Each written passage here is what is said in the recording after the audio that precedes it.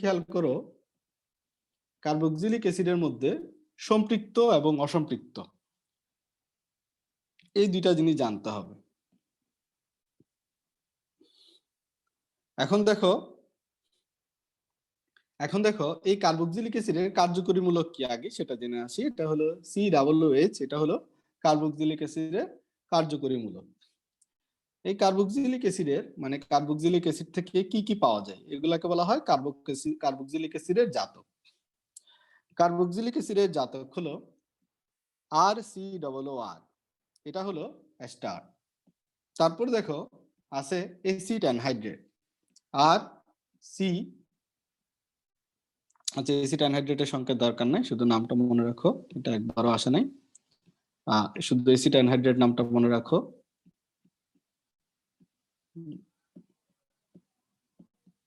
তারপর হলো acid amide মনে রাখো। অ্যাসিড অ্যামাইডের সংকেত আবার দরকার আছে RCONH2। আর হলো অ্যাসিড ক্লোরাইড। এই চারটার কথা খেয়াল রাখবা, এর মধ্যে দুইটা সংকেত মনে রাখবা, অ্যাসিড অ্যামাইড এবং স্টারের সংকেত। এগুলো হলো কার্বক্সিলিক অ্যাসিডের জাতক। এই কার্বক্সিলিক অ্যাসিডের জাতক। তাহলে এখন খেয়াল করো এই কার্বক্সিলিক অ্যাসিড গুলা কয় ধরনের আছে। কার্বক্সিলিক অ্যাসিড গুলা দুই ধরনের আছে, সম্পৃক্ত এবং অসম্পৃক্ত। সম্পৃক্ত এবং অসম্পৃক্ত। এই যে সম্পৃক্ত ফ্যাটি অ্যাসিড বা সম্পৃক্ত কার্বক্সিলিক অ্যাসিড কারা? যাদের হলো COOH এর সাথে যে অংশটা যুক্ত থাকবে সেই অংশটাতে সবগুলা যদি সিঙ্গেল বন্ড থাকে তখন সেটাকে বলা হয় সম্পৃক্ত ফ্যাটি অ্যাসিড। তাহলে দেখে আসি COOH এর সাথে যুক্ত অংশ কি কি আছে। যেমন এই অংশটা, এই অ্যাসিডটার নাম খেয়াল করো, এই অ্যাসিডটার নাম হলো কি? এই অ্যাসিডটার হলো সংকেত যদি আমরা আরো সুন্দর করে লিখি CH3CH2COOH, ঠিক না? এটার নাম কি? এখানে কার্বন কয়টা? একটা, দুইটা, তিনটা কার্বন, মানে মিথেন, ইথেন, প্রোপেন। প্রোপেন থেকে আসছে প্রোপানোয়িক অ্যাসিড। প্রোপেন থেকে কি আসছে? Propanoic acid. প্রোপেন থেকে কি আসছে? Propanoic acid. তাহলে প্রোপানোয়িক অ্যাসিড একটি সম্পৃক্ত ফ্যাটি অ্যাসিড। এরপর আসি আমরা এরকম আরো আছে স্টিয়ারিক অ্যাসিড। স্টিয়ারিক অ্যাসিড হলো C17H35COOH, এটা হলো স্টিয়ারিক অ্যাসিড, এটাও সম্পৃক্ত। এখন এটা সম্পৃক্ত তুমি বুঝবা কিভাবে? সম্পৃক্ত অ্যাসিডের বোঝার জন্য সহজ হলো, এখন এতগুলা তো সংকেত তোমার লেখার সময় নাই, তাহলে কিভাবে বের করবা? এই সূত্রটা কাজে লাগাই বের করবা, CnH2n+1। তাহলে খেয়াল করো এখানে 17 আছে, তাহলে 17 বসায় দেখি হাইড্রোজেন কত হয়েছে। কার্বন 17 হলে হাইড্রোজেন কত হয়? 17 গুণে 34, 34 একে 35। তাহলে এরকম যদি থাকে তাহলে এখানে সবগুলা সিঙ্গেল বন্ড। তাহলে C17H35 যেটা, এই অংশটা এই সূত্রটাকে মেনে চলতেছে। তার মানে স্টিয়ারিক অ্যাসিড একটা কি? সম্পৃক্ত ফ্যাটি অ্যাসিড। এখন দেখো আরো একটা দিই, C15H31COOH, দেখো তো এটা সম্পৃক্ত কিনা? CnH2n+1COOH, তার মানে এটাও কি? এটাও এটারে মেনে চলে। তাহলে পামিটিক অ্যাসিড হলো সম্পৃক্ত ফ্যাটি অ্যাসিড। তাহলে বুঝতে পারছো তুমি সম্পৃক্ত ফ্যাটি অ্যাসিড কেমনে বের করবা? যদি মুখস্থ না থাকে, যে পরীক্ষা আসতে পারে কোনটা সম্পৃক্ত কোনটা অসম্পৃক্ত। তাহলে যদি বলো অসম্পৃক্ত কোনটা, সংকেত যদি দেয় অসম্পৃক্ত অ্যাসিড কোনটা, তাহলে ধরো আমি এবার যদি লিখি CH2COOH, তাহলে এটাকে আমরা এভাবে লিখতে পারি না? C2H3COOH লেখা যায়, তাই না? তাহলে এখানে দেখো এটা কি তোমার সূত্রটাকে মেনে চলতেছে? এটা কি সূত্রকে এটাকে মেনে চলে? দেখো তো C2H3 মানে চলে, তার মানে এটা একটা অসম্পৃক্ত ফ্যাটি অ্যাসিড। এই অসম্পৃক্ত ফ্যাটি অ্যাসিডকে বলা হয় অ্যাক্রিলিক অ্যাসিড। এটাকে কি বলা হয়? Acrylic acid. এটাকে বলা হয় অ্যাক্রিলিক অ্যাসিড। অ্যাক্রিলিক অ্যাসিডটা আসছে অ্যাক্রোলিন থেকে, এটা কিছুক্ষণ পরে দেখবা। অ্যাক্রিলিক অ্যাসিডটা আসছে অ্যাক্রোলিন থেকে, এটাকে এভাবে লেখা হয়। আচ্ছা আরো আসি অসম্পৃক্ত ফ্যাটি অ্যাসিড, আরো জানতে হবে। Oleic acid. C17H33COOH, এটা হলো অলিক অ্যাসিড। এই যে অলিক অ্যাসিড, এই অলিক অ্যাসিডে দেখো তো সংকেত C17H33COOH, এটা কি মানে? এটা কি আগের সূত্রটাকে মানে না। তার মানে অলিক অ্যাসিড একটা অসম্পৃক্ত ফ্যাটি অ্যাসিড। তারপর দেখো C17H31COOH, এটা কি? এটা হলো লিনোলিক অ্যাসিড। এটা হলো কি? Linoleic acid. এটা কি? Linoleic acid. তাহলে লিনোলিক অ্যাসিড একটা অসম্পৃক্ত ফ্যাটি অ্যাসিড। এখন আসি আমরা এই কার্বক্সিলিক অ্যাসিড গুলা কোত্থেকে পাওয়া যায়, অর্থাৎ কার্বক্সিলিক অ্যাসিডের উৎস খুঁজে বের করব। যেমন ভিনেগার। ভিনেগারে কোন অ্যাসিড পাওয়া যায়? ভিনেগার আসলে মূলত তৈরি করা হয় অ্যাসিটিক অ্যাসিড দিয়ে। 6 থেকে 10% অ্যাসিটিক অ্যাসিডের জলীয় দ্রবণকে বলা হয় ভিনেগার। তারপর দেখো বাটারে কোন অ্যাসিড পাওয়া যায়? বিউটানিক অ্যাসিড। বিউটানিক অ্যাসিড। তারপর দেখো ভিমরুল বা লাল পিঁপড়া, এটার গ্ল্যান্ডের মধ্যে যে অ্যাসিডটা পাওয়া যায় তার নাম হলো ফর্মিক অ্যাসিড। তোমরা অ্যাসিডের সংকেত কিভাবে লিখবা? অনেকে অ্যাসিডের সংকেত লিখতে পারো না, যেমন ফর্মিক অ্যাসিড। ফর্মিক অ্যাসিড হলো HCOOH। এখন তুমি বলতে পারো যে আপনি তো বলছিলেন CnH2n+1 থাকতে হবে। এটা তো খেয়াল করো, এটা শুরু করব n এর মান, এখানে n এর মান 0 থেকে শুরু হতে পারে। কার্বক্সিলিক অ্যাসিডের n এর মান এখানে কত? 0 থেকে। n এর মান 0 ধরলে কত আসছে? HCOOH। n এর মান 0 ধরলে যেটা পাওয়া যায় সেটা হলো ফর্মিক অ্যাসিড। এখন তুমি বলতে পারো আমরা জানতাম n = 1 হলে মিথানোইক অ্যাসিড, মিথেন এরকম বোঝায়। ফর্মিক অ্যাসিডের আরেকটা নাম হলো মিথানোইক অ্যাসিড, তো মিথেন বলতাম। এখানে খেয়াল করো আসলে এই কার্বনটা কি হিসাব করা হয়। এখানে কার্বন একটা আছে, কিন্তু COOH যে কার্বনটা আছে এটাকে হিসাব করতে হবে। অর্থাৎ তুমি যখন ইথানোইক অ্যাসিড বলবা, দেখো ইথানোইক অ্যাসিড বলবা, আমরা জানি ইথেনের 2টা কার্বন থাকে, তাহলে ইথানোইক অ্যাসিডের 2টা কার্বন, এই 2টা কার্বনকে হিসাব করা হয়, তখন এটাকে ইথানোইক অ্যাসিড বলা হয়। এটা আমরা খেয়াল রাখবো এই জিনিসটা। তো যাই হোক, ভিমরুল বা পিঁপড়ার গ্ল্যান্ডে কোন অ্যাসিড থাকে? ফর্মিক অ্যাসিড বা মিথানোইক অ্যাসিড। তারপর দেখো প্রাণীর চর্বিতে কি ধরনের অ্যাসিড থাকে? সেটা হলো স্টিয়ারিক অ্যাসিড। স্টিয়ারিক অ্যাসিডের সংকেত এর আগে লিখে দিয়েছিলাম, মিলাই নিবা এখানে। পাম অয়েলে থাকে পামিটিক অ্যাসিড। পামিটিক অ্যাসিডের সংকেত তোমাদের লিখাই দিয়েছি। ঠিক আছে, কোনটাতে কি পাওয়া যায় এটা একটু মনে রাখার ট্রাই করবো ভালো করে। এখন আসি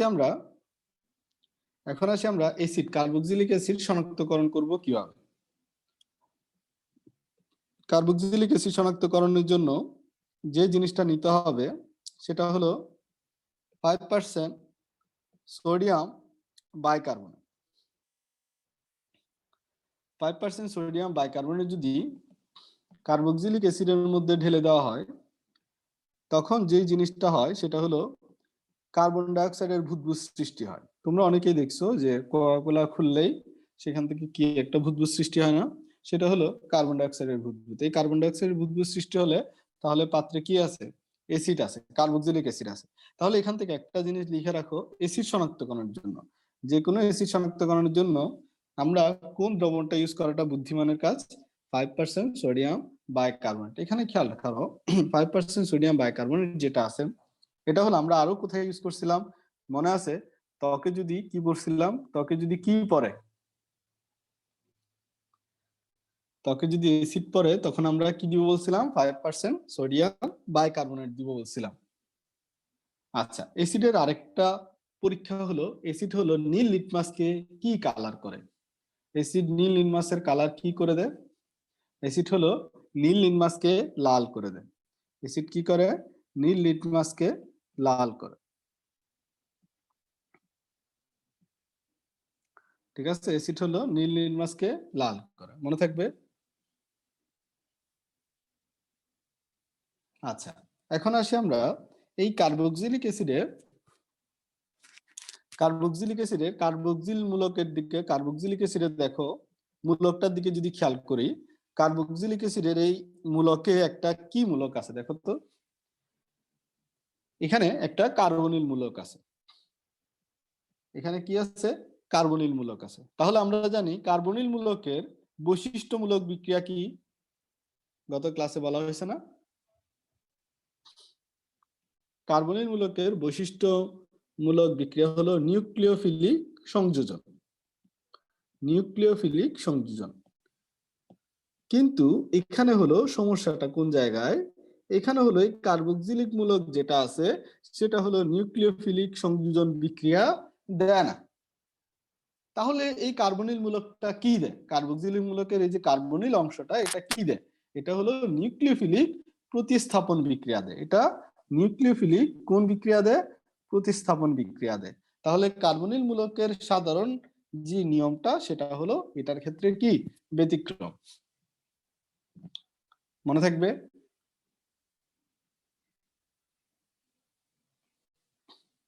আচ্ছা, এবার একটা যৌগ লিখতেছি, এটা খেয়াল করো।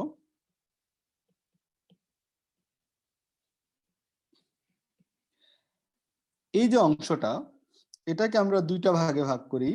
এই অংশটা হলো অ্যালডিহাইড মূলক আর এই অংশটা হলো কার্বক্সিলিক মূলক। অ্যালডিহাইড জিনিসটা জারক না বিজারক? অ্যালডিহাইড জিনিসটা জারক নাকি বিজারক? বিজারক। তাহলে COOH মূলক যে অংশটা, এই অংশটা লাল বক্সের ভিতরে যে অংশটা, এই অংশটা কি হিসেবে কাজ করবে? বিজারক হিসেবে কাজ করবে। আর কালো বক্সের যে অংশটা, এটা কি হিসেবে কাজ করবে? অ্যাসিড হিসেবে কাজ করবে। তাহলে ফর্মিক অ্যাসিড যেটা আছে, এই ফর্মিক অ্যাসিডটা একাধারে বিজারক হিসেবে কাজ করে এবং অ্যাসিড হিসেবে কাজ করে। তাহলে আমরা জানি অ্যালডিহাইড যেটা, সেটা হলো ফেলিং দ্রবণের সাথে বিক্রিয়া দেয় নাকি দেয় না? ফেলিং দ্রবণের সাথে বিক্রিয়া দেয়। এখানেও যে আমরা লাল অংশটা দেখতেছি, এটা অর্থাৎ বিজারক অংশটা ফেলিং দ্রবণের সাথে বিক্রিয়া দিবে, টলেন বিকারকের সাথে বিক্রিয়া দিবে। তাহলে ঝামেলাটা কোন জায়গায়? ঝামেলাটা হচ্ছে দেখো, অ্যালডিহাইডের মতো আচরণ করে, ফেলিং দ্রবণ এবং টলেন বিকারকের সাথে বিক্রিয়া দেয়, কিন্তু 2,4-ডাইনাইট্রো 2,4-DNP আছে না, 2,4-DNP এর সাথে কোনো বিক্রিয়া দেয় না। 2,4-DNP এর সাথে কোনো বিক্রিয়া দেয় না। বুঝা গেছে জিনিসটা? তাহলে 2,4-DNP এর সাথে কোনো কি দিবে না? বিক্রিয়া দিবে না। কে? সেটা হলো এই ফর্মিক অ্যাসিড। তাহলে ফর্মিক অ্যাসিড অ্যালডিহাইড হিসেবে কাজ করে, এটা ঠিক আছে। অ্যালডিহাইড হিসেবে কাজ করলে এটা ফেলিং দ্রবণের সাথে বিক্রিয়া করে লাল বর্ণের কিউপ্রাক্স অক্সাইডের অধক্ষেপ তৈরি করবে, টলেন বিক্রিয়ার সাথে বিক্রিয়া করে সিলভার দর্পণ সৃষ্টি করবে, কিন্তু 2,4-ডাইনাইট্রোফিনাল হাইড্রোজেনের সাথে কোনো অধক্ষেপ দিবে না। তাহলে ফর্মিক অ্যাসিডের সব বৈশিষ্ট্য ঠিক আছে, শুধু এই কথাটা খেয়াল রাখতে পারবে না। আচ্ছা, এবার আসছি আমরা অ্যাসিড হিসেবে আচরণ করে। অ্যাসিড তো, এটা তো ফর্মিক অ্যাসিড অ্যাসিড, এটা তো আমরা কি দিয়ে পরীক্ষা করতে পারি? 5% সোডিয়াম বাইকার্বনেট এবং নীল লিটমাস দিয়ে। বুঝা গেছে?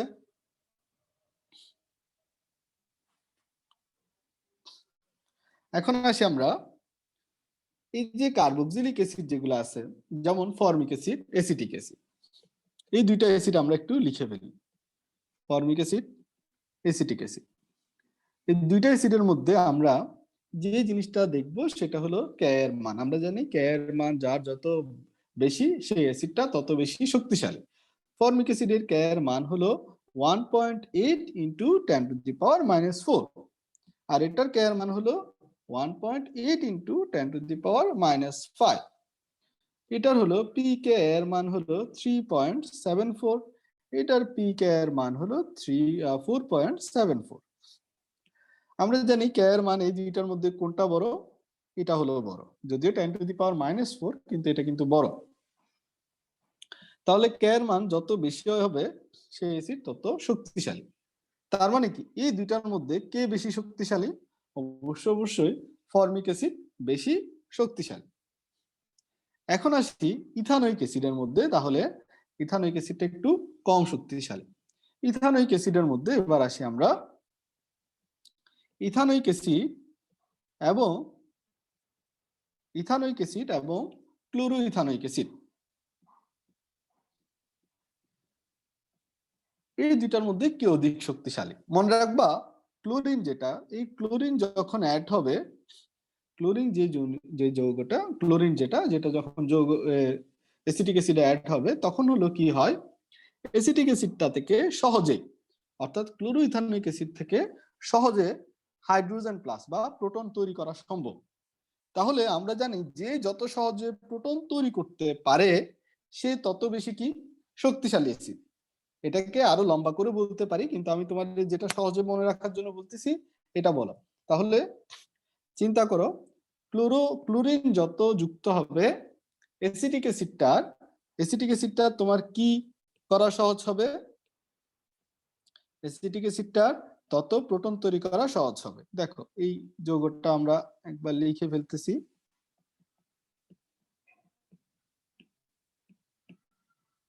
দেখো এটার মধ্যে খেয়াল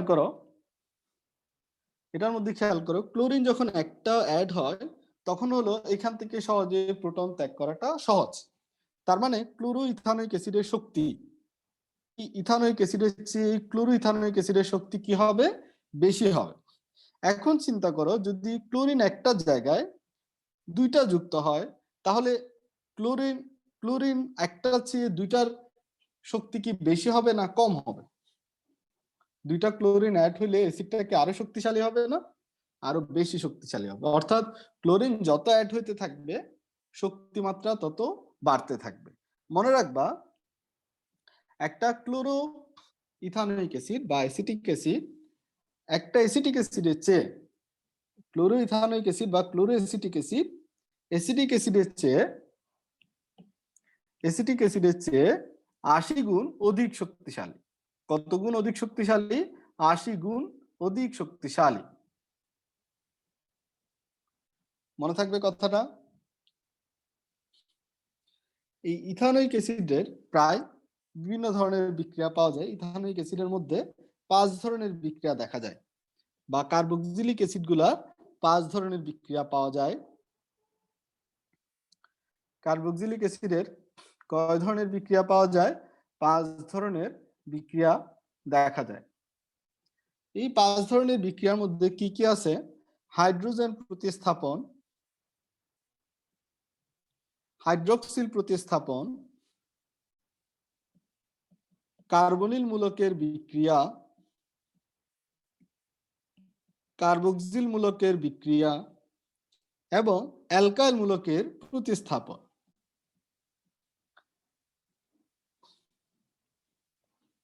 তাহলে কি কি বিক্রিয়া আছে এগুলো আমরা খেয়াল রাখবো।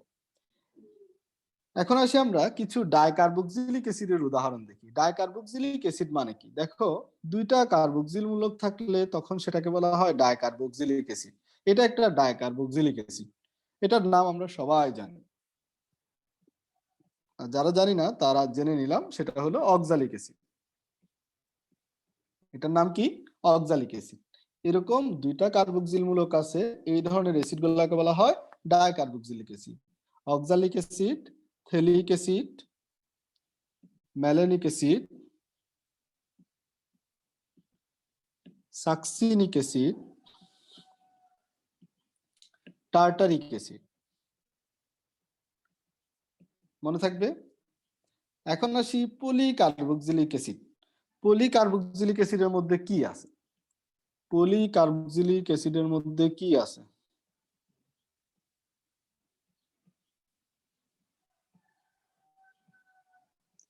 পলিকার্বক্সিলিক অ্যাসিডের মধ্যে আছে ম্যালেটিক অ্যাসিড এবং সাইট্রিক অ্যাসিড। ম্যালেটিক অ্যাসিড এবং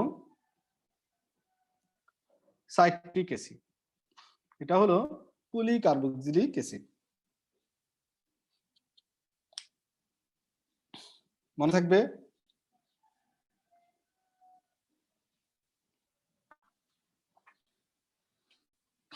আচ্ছা, এবার চলে আসি তাহলে আমরা স্টারের মধ্যে। স্টারের মধ্যে প্রথমে দেখো বিভিন্ন প্রকার স্টার আছে, কোনটাতে কি পাওয়া যায় সেটা আমরা মনোযোগ দিয়ে শিখবো। প্রথমে দেখো পাকা কলায়, পাকা কলায় কোন স্টার থাকে? তার নাম হলো পাকা কলায় থাকে পেন্টাইল এসিটেট। পেন্টাইল এসিটেট।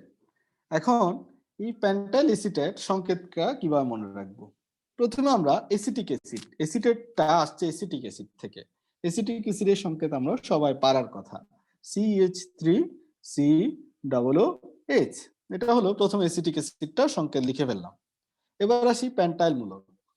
পেন্টাইল মানে হলো পেন্টেন থেকে আসছে, পেন্টেন মানে কি C5H12।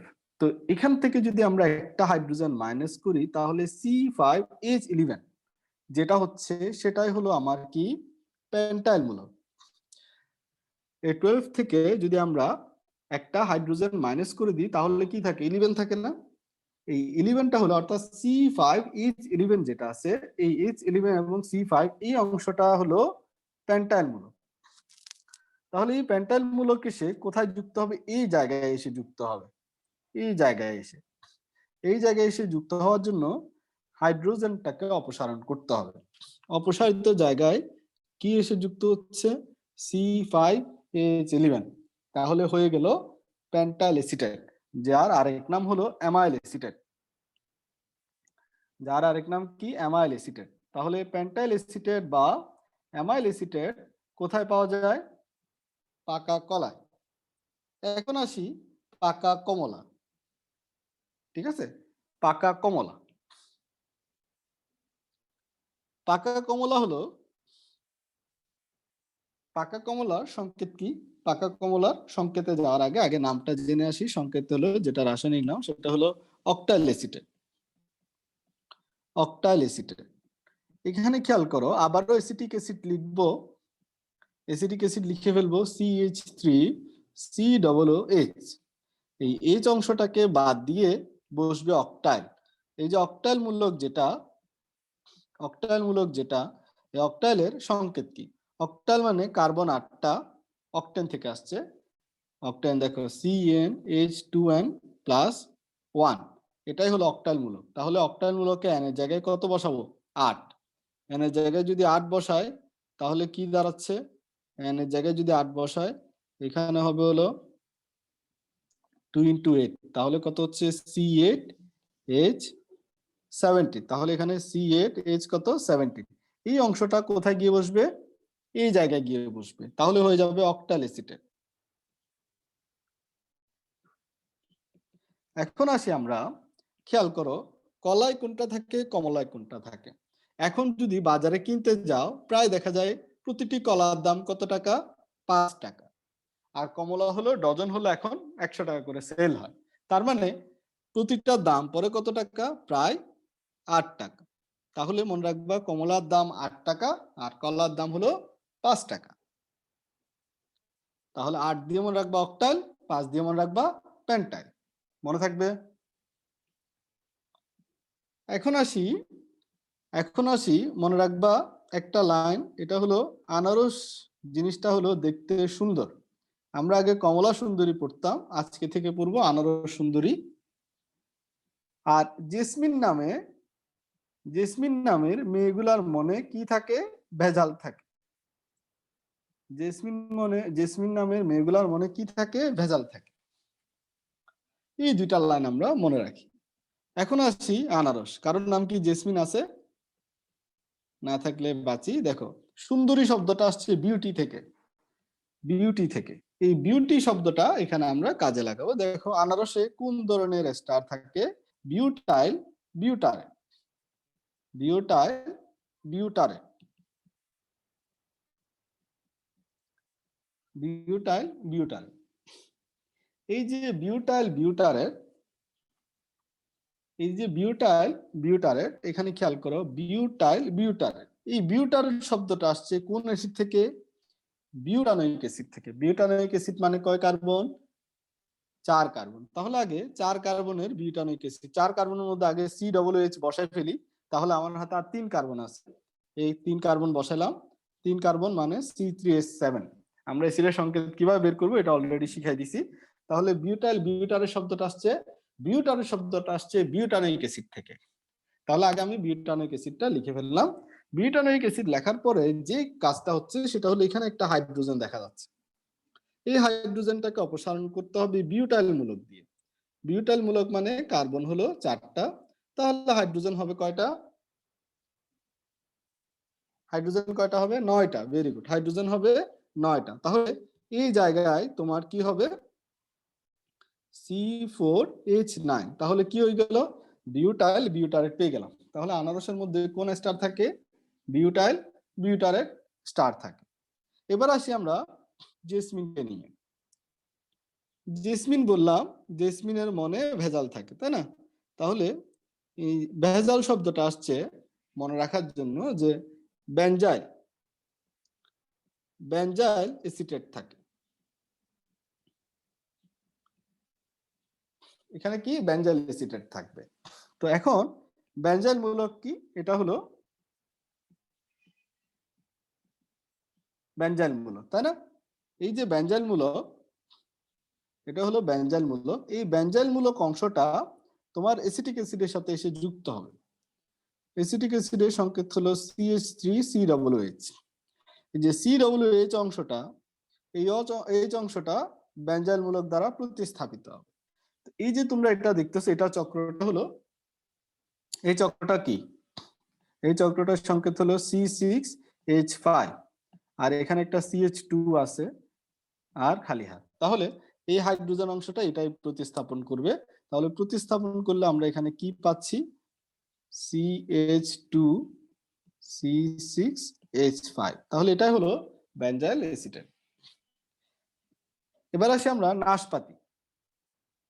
নাশপাতিতে কি পাওয়া যায়? নাশপাতিতে পাওয়া যায় 3-মিথাইল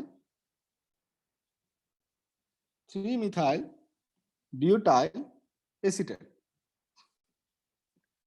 3-মিথাইল বিউটাইল এসিটেট। এটা সংকেত তোমরা বের করে আমাকে বলবা, ঠিক আছে? আর যদি বেশি কষ্ট হয় তাহলে বই থেকে দেখে নিবা। এবার আসি আমরা এই স্টার, যে এটা শনাক্তকরণ পরীক্ষার নাম কি?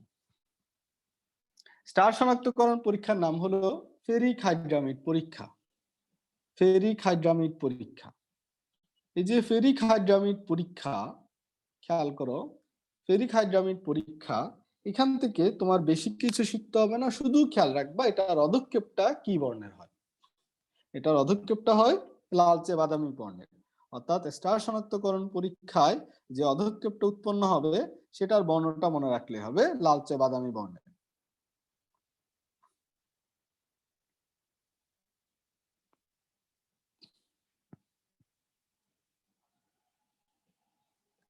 বুঝা গেছে কথাটা?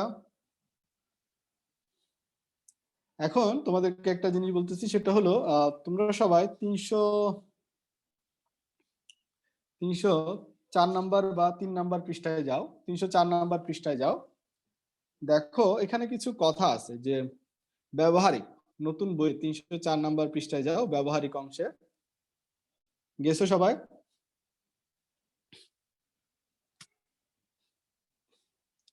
এখানে দেখো কিছু ব্যবহারিক অংশ আছে যে জৈব যৌগে ক্লোরিন, ব্রোমিন, আয়োডিন, হ্যালোজিন শনাক্তকরণ। এখানের মধ্যে একটা মোটা হরফে লেখা আছে, দেখতেছো? ল্যাসাইন পরীক্ষা। দেখতেছো ল্যাসাইন পরীক্ষা? হ্যাঁ, তারপরে নিচে দেখো 5 নাম্বার লাইনে একটা শব্দ আছে মূল দ্রবণ। ল্যাসাইন পরীক্ষা আর মূল দ্রবণ দুইটা শব্দ পাইছো? আচ্ছা, তাহলে এখান থেকে প্রশ্ন আসে যে জৈব যৌগে হ্যালোজেনের উপস্থিতি শনাক্তকরণের পরীক্ষার নাম কি? ওটার নাম হলো ল্যাসাইন পরীক্ষা। এই ল্যাসাইন পরীক্ষায় যে হ্যালোজেন শনাক্তকরণে ব্যবহৃত দ্রবণটাকে কি বলা হয়? মূল দ্রবণ। তারপর দেখো নিচে দেখো কিছু কালার আছে, হালকা হলুদ পদক্ষেপ, তারপর হলো হলুদ পদক্ষেপ। দেখতেছো তোমরা কালার? কোন কালার দিয়ে কোন আয়ন শনাক্ত করা যায়? যেমন হালকা হলুদ পদক্ষেপ দিয়ে ব্রোমিন আয়ন শনাক্ত করা যায়, শুধু হলুদ পদক্ষেপ দিয়ে আয়োডিনের উপস্থিতি শনাক্ত করা যায়, সাদা অধক্ষেপ দিয়ে ক্লোরিনের উপস্থিতি শনাক্ত করা যায়। একদম সহজ করে শিখবা। এগুলা ব্যবহারিক অংশগুলা কেমনে পড়বা সেটা শিখাই দিচ্ছি তোমাদেরকে। ঠিক আছে, তারপর দেখো পরের অংশে জৈব যৌগে অ্যালকোহল মূলক শনাক্তকরণ। এখানে কিছু পরীক্ষার নাম আছে, সোডিয়াম ধাতু পরীক্ষা, স্টার পরীক্ষা, এসিটাইল ক্লোরাইড পরীক্ষা, সেরিক অ্যামোনিয়াম নাইট্রেট পরীক্ষা। এই চারটা পরীক্ষার নাম শিখবা। এই চারটা পরীক্ষার মধ্যে স্টার পরীক্ষার মধ্যে দেখবা ফলের সুগন্ধ পাওয়া যায়। এসিটাইল ক্লোরাইড পরীক্ষায় হলো সাদা ধোঁয়া সৃষ্টি হয়। সেরিক অ্যামোনিয়াম নাইট্রেট পরীক্ষায় গোলাপি অথবা লাল বর্ণ সৃষ্টি হয়। তাহলে ব্যবহারিক গুলা পড়ার সময় শুধু মেইন পয়েন্ট এবং তার কোনো বর্ণ বা বিশেষ কোনো শব্দ থাকলে শুধু সেটাই মনে রাখবা, পুরা ব্যবহারিক পড়ে মনে রাখতে পারবা না। তবে এটা খেয়াল রাখবা, অ্যালকোহল মূলক শনাক্তকরণের পরীক্ষা কোনটা কোনটা কোনটা কোনটা। ঠিক আছে, তারপর দেখো পরের পৃষ্ঠায় অ্যালডিহাইড এবং কিটোন মূলক শনাক্তকরণ পরীক্ষা, এটা আমরা অলরেডি পড়ছি। তারপরে একবার দেখে নিবা যে কোনটা অদক্ষেপ দিচ্ছে কোনটা দেয় না। দেখো দ্রষ্টব্যে একটা লেখা আছে, বেঞ্জালডিহাইড এই বিক্রিয়া সহজে দেয় না, বিক্রিয়া খুব ধীরে ধীরে ঘটে। ফরমিক অ্যাসিড ওই বিক্রিয়া দেয়, কিন্তু কি দিছে 2,4-DNP সাথে পরীক্ষা দেয় না। এই কথাগুলো কিন্তু তোমাদের বলা হয়েছে। ঠিক আছে, দেখো ব্যবহারিক থেকে তুমি কি পড়বা। তারপর হলো কার্বক্সিলিক অ্যাসিড মূলক শনাক্তকরণ পরীক্ষার মধ্যে লিটমাস পরীক্ষা দিয়েছে, সোডিয়াম বাইকার্বনেট পরীক্ষা দিয়েছে। এটা একবার দেখে নিলেই পারবা, এখানে সহজ জিনিস। বুঝা গেছে কথাটা? আচ্ছা, পরে বাকি অংশ পরে দাগাই দিচ্ছি। আমরা আবার চলে যাই যে আমরা এখন যেটা নিয়ে আলোচনা করব সেটা হলো গ্লিসারিন এবং ফেনল। এই দুইটা নিয়ে আমাদের আজকের আলোচনা। তো গ্লিসারিন এবং ফেনলের মধ্যে প্রথমে দেখো গ্লিসারিন জিনিসটা পাওয়া যায় কখন? সাবানায়ন যখন করা হয়, সাবানায়ন বিক্রিয়ায় উপজাত হিসেবে উৎপন্ন হয় গ্লিসারিন। সাবানায়ন বিক্রিয়ার মাধ্যমে কি উৎপন্ন হয়? সোডিয়াম সাবান উৎপন্ন হয়, পটাশিয়াম সাবান উৎপন্ন হয়। এই সোডিয়াম সাবান এবং পটাশিয়াম সাবান কোনটা কোথায় ব্যবহৃত হয়? সোডিয়াম সাবান এবং পটাশিয়াম সাবানের মধ্যে কোনটা কোথায় ব্যবহৃত হয়? প্রথমে খেয়াল করো, সোডিয়াম সাবান ব্যবহৃত হয় কাপড় কাচার কাজে, কাপড় কাচার কাজে। তারপর হলো আরেকটা হলো পটাশিয়াম সাবান, যেটা সেটা হলো টয়লেট সাবান,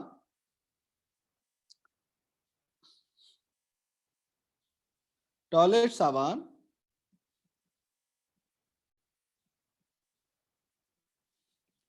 শ্যাম্পু এবং শেভিং ক্রিম। এই তিনটার ক্ষেত্রে হলো আমরা মনে রাখবো পটাশিয়াম সাবান ব্যবহার করা হয়। গ্লিসারিন, এর মধ্যে প্রথমে যাই গ্লিসারিন যেটা উপজাত হিসেবে উৎপন্ন হয় সেটা নিয়ে আলোচনায়। গ্লিসারিনের বয়লিং পয়েন্ট কত? স্ফুটনাঙ্ক কত? 290°C। এই গ্লিসারিন যখন তৈরি করা হয়, এই গ্লিসারিনটা কিভাবে তৈরি করা হয়? তেল চর্বির আর্দ্র বিশ্লেষণ হতে গ্লিসারিন তৈরি করা হয়। তেল চর্বির মধ্যে দুই ধরনের আর্দ্র বিশ্লেষণ আছে, একটা হলো ক্ষারীয় আর্দ্র বিশ্লেষণ, একটা আছে অম্লীয় আর্দ্র বিশ্লেষণ। তেল চর্বির কয় ধরনের বিশ্লেষণ আছে? দুই ধরনের বিশ্লেষণ আছে, একটা হলো ক্ষারীয় আর্দ্র বিশ্লেষণ, একটা হলো অম্লীয় আর্দ্র বিশ্লেষণ। তার মানে তেল বা চর্বির দুই ধরনের আর্দ্র বিশ্লেষণ থেকে আমরা গ্লিসারিন পাইতে পারি। ঠিক আছে, একটা হলো ক্ষারীয় আর্দ্র বিশ্লেষণ, একটা হলো অম্লীয় আর্দ্র বিশ্লেষণ। ক্ষারীয় আর্দ্র বিশ্লেষণে যে জিনিসটা পাওয়া যাচ্ছে সেটা কি? সাবান এবং গ্লিসারিন। তাহলে অম্লীয় আর্দ্র বিশ্লেষণে কি পাওয়া যাবে? অম্লীয় আর্দ্র বিশ্লেষণে পাওয়া যাবে স্টিয়ারিক অ্যাসিড প্লাস গ্লিসারিন।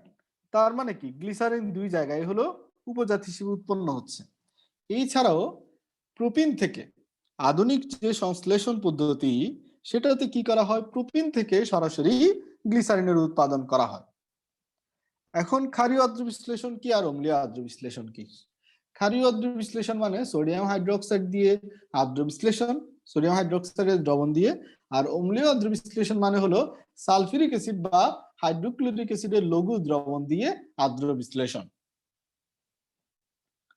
আর প্রোপিন থেকে গ্লিসারিন যেটা করা হয় সেটা হলো আধুনিক সংশ্লেষণ পদ্ধতিতে পেট্রোলিয়াম বিয়োজনের মাধ্যমে সেখান থেকে উৎপন্ন যে প্রোপিন সেটা থেকে তৈরি করা হয় গ্লিসারিন। তো আমরা প্রথমে চলে আসি এই যে এই তেল বা চর্বির কথায় একটু ক্লিয়ার করে নিই। তেল বা চর্বিগুলা কি? তেল বা চর্বিগুলা হলো আসলে ট্রাইগ্লিসারাইড। এগুলো আসলে কি? এগুলো আসলে ট্রাইগ্লিসারাইড। তো ট্রাইগ্লিসারাইড জিনিসটা তোমাদের এর আগেও ক্লিয়ার করা হয়েছিল। ট্রাইগ্লিসারাইডে কি থাকে? কয় অণু ফ্যাটি অ্যাসিড এবং কয় অণু গ্লিসারল?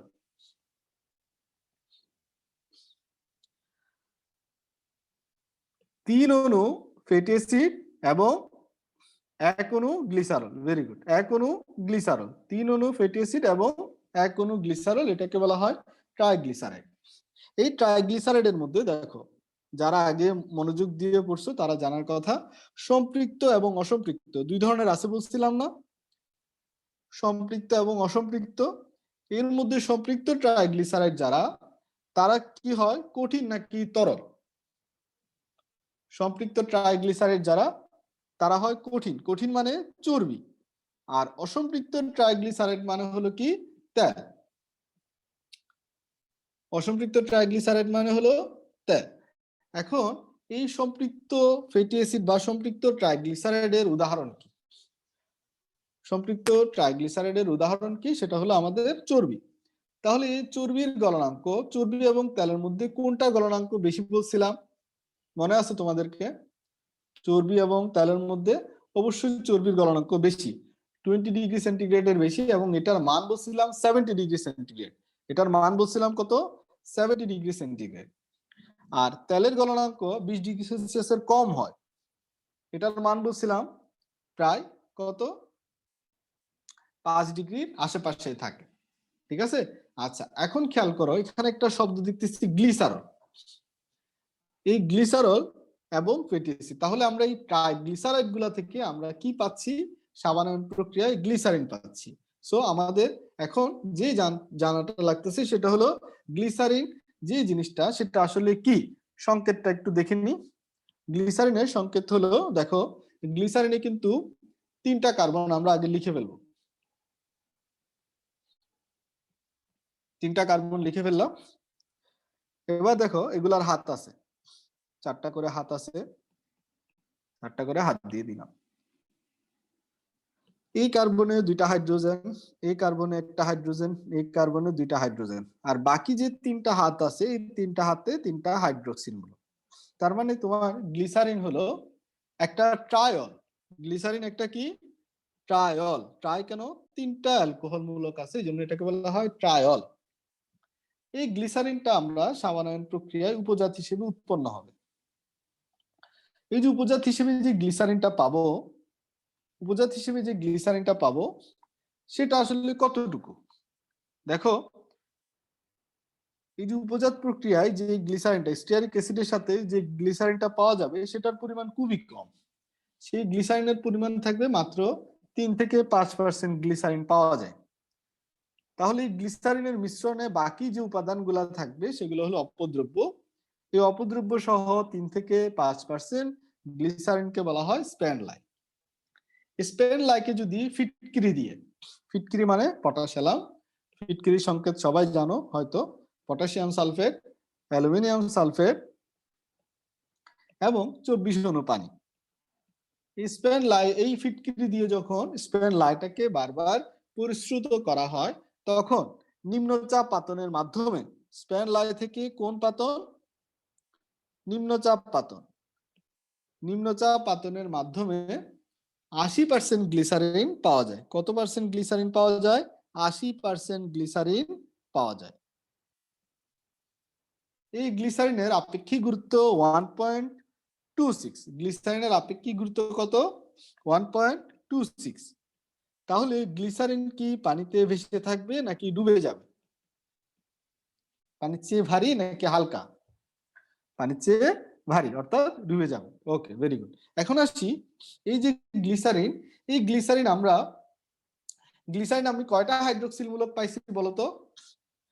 3টা হাইড্রোক্সিল মূলক পাইছি। কিন্তু এই 3টা হাইড্রোক্সিল মূলকের মধ্যে আমরা যদি একটু খেয়াল করি, এই গ্লিসারিনের 3টা হাইড্রোক্সিল মূলকের মধ্যে এটাকে আমরা দেখো, এই এটা কিন্তু 1 ডিগ্রি হাইড্রোক্সিল মূলক। 1 ডিগ্রি হাইড্রোক্সিল মূলক কেন খেয়াল করো, এই হাইড্রোক্সিল মূলককে এই পাশে হাইড্রোজেন, এই পাশে হাইড্রোজেন, আর এই পাশটা একটা বড় একটা মূলক।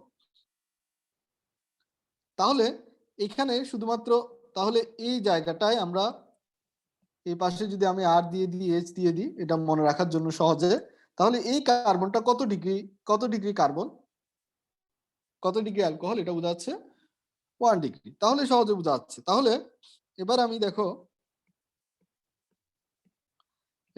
দেখো এই কার্বনটা যদি হিসাব করি, এই কার্বনের এই পাশে একটা বড় জিনিস, এই পাশে একটা বড় জিনিস, তাহলে এই কার্বনটা কত ডিগ্রি? 2 ডিগ্রি। ভালো করে খেয়াল করবো আমি কি বুঝাইতে যাচ্ছি।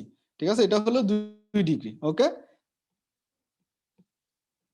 তারপর দেখো তো এই কার্বনটা খেয়াল করো তো, এই কার্বনে খেয়াল করো তো কত ডিগ্রি কার্বনটা? 1 ডিগ্রি। তাহলে গ্লিসারিনে কয়টা 1 ডিগ্রি হাইড্রোক্সিল মূলক আছে? গ্লিসারিনে কয়টা 1 ডিগ্রি হাইড্রোক্সিল মূলক আছে? 2টা। তাহলে 2টা 1 ডিগ্রি হাইড্রোক্সিল মূলক আছে। কোনটাতে বাধা বেশি, কোনটাতে তোমার বিক্রিয়া হতে বাধা বেশি পাবে, আর কোনটা সহজে বিক্রিয়া করবে, এটা তোমার জেনারেল নলেজ যে তুমি পেরে যাবা। এটা বাধা বেশি পাবে 2 ডিগ্রি হাইড্রোক্সিল মূলক যেটা, সেটা হলো কি হবে? বাধা বেশি পাবে। আর 1 ডিগ্রি হাইড্রোক্সিল মূলক গুলাতে বাধা কম পাবে, কারণ একদিকে হলো বাধা আছে আর একদিকে হলো বেশিরভাগ অংশ হলো খোলামেলা। তাহলে এই জায়গাটা আমি বুঝাইতে পারছি, যদি পরীক্ষায় আসে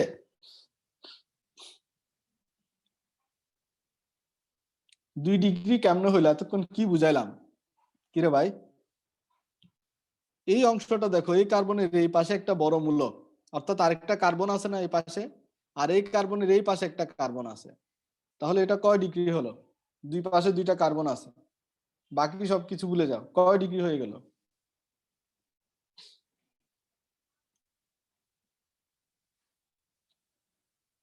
আচ্ছা, এবার আসি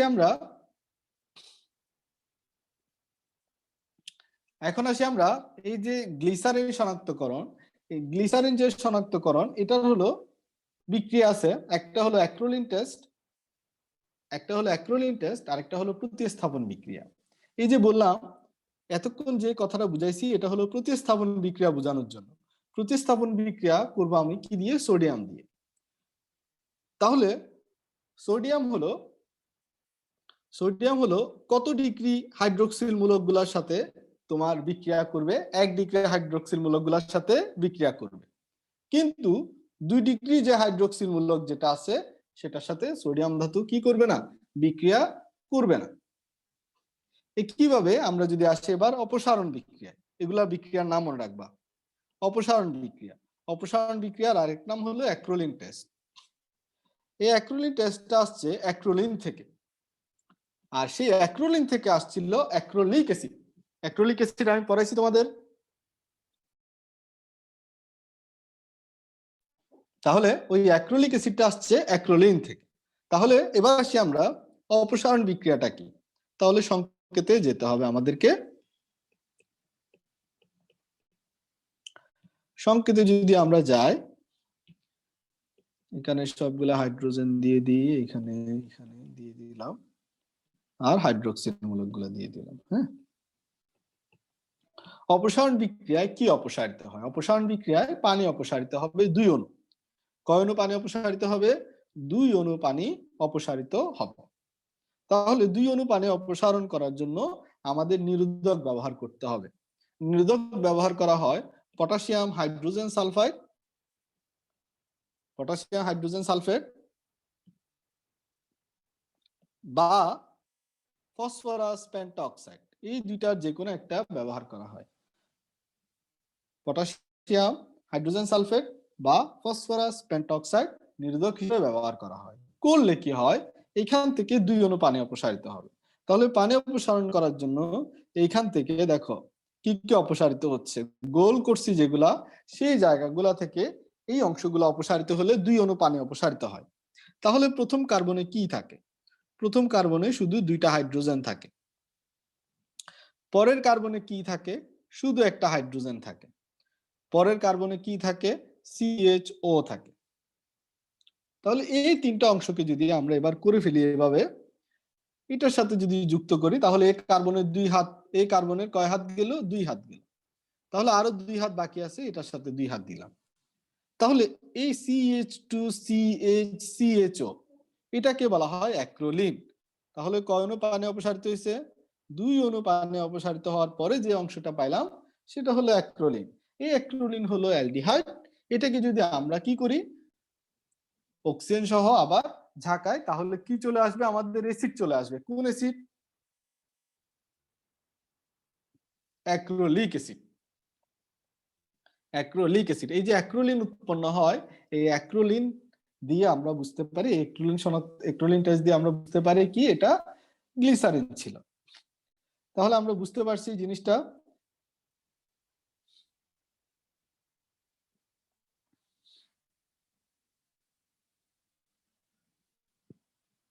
গ্লিসারিন ক্লিয়ার সবার?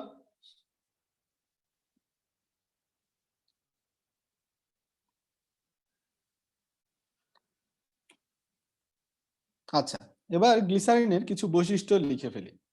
গ্লিসারিন হলো একটা ট্রাইহাইড্রিক অ্যালকোহল, আমরা জানি, তাই না? এই গ্লিসারিন প্রস্তুতকারক কে?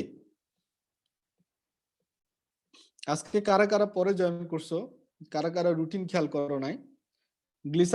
গ্লিসারিনের প্রস্তুতকারক কে? শিলে।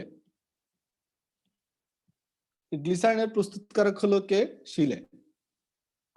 1779 সালে এই গ্লিসারিন প্রস্তুত করেন। গ্লিসারিনের বিশেষ বৈশিষ্ট্য হচ্ছে পানি এবং অ্যালকোহলে দ্রবণীয়। গ্লিসারিন জিনিসটা কি? পানি এবং অ্যালকোহলে দ্রবণীয়।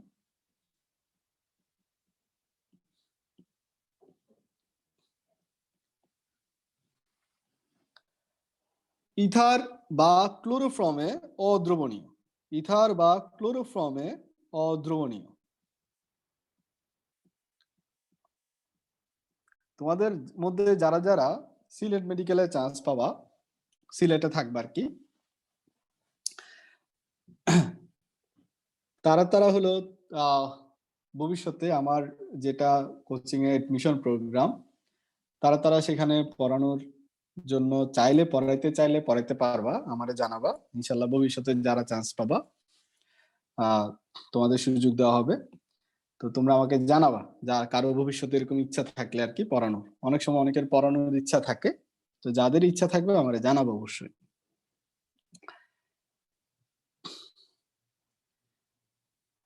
এবার দেখো, গ্লিসারিন জিনিসটা হলো বর্ণহীন, গন্ধহীন, মিষ্টি স্বাদযুক্ত।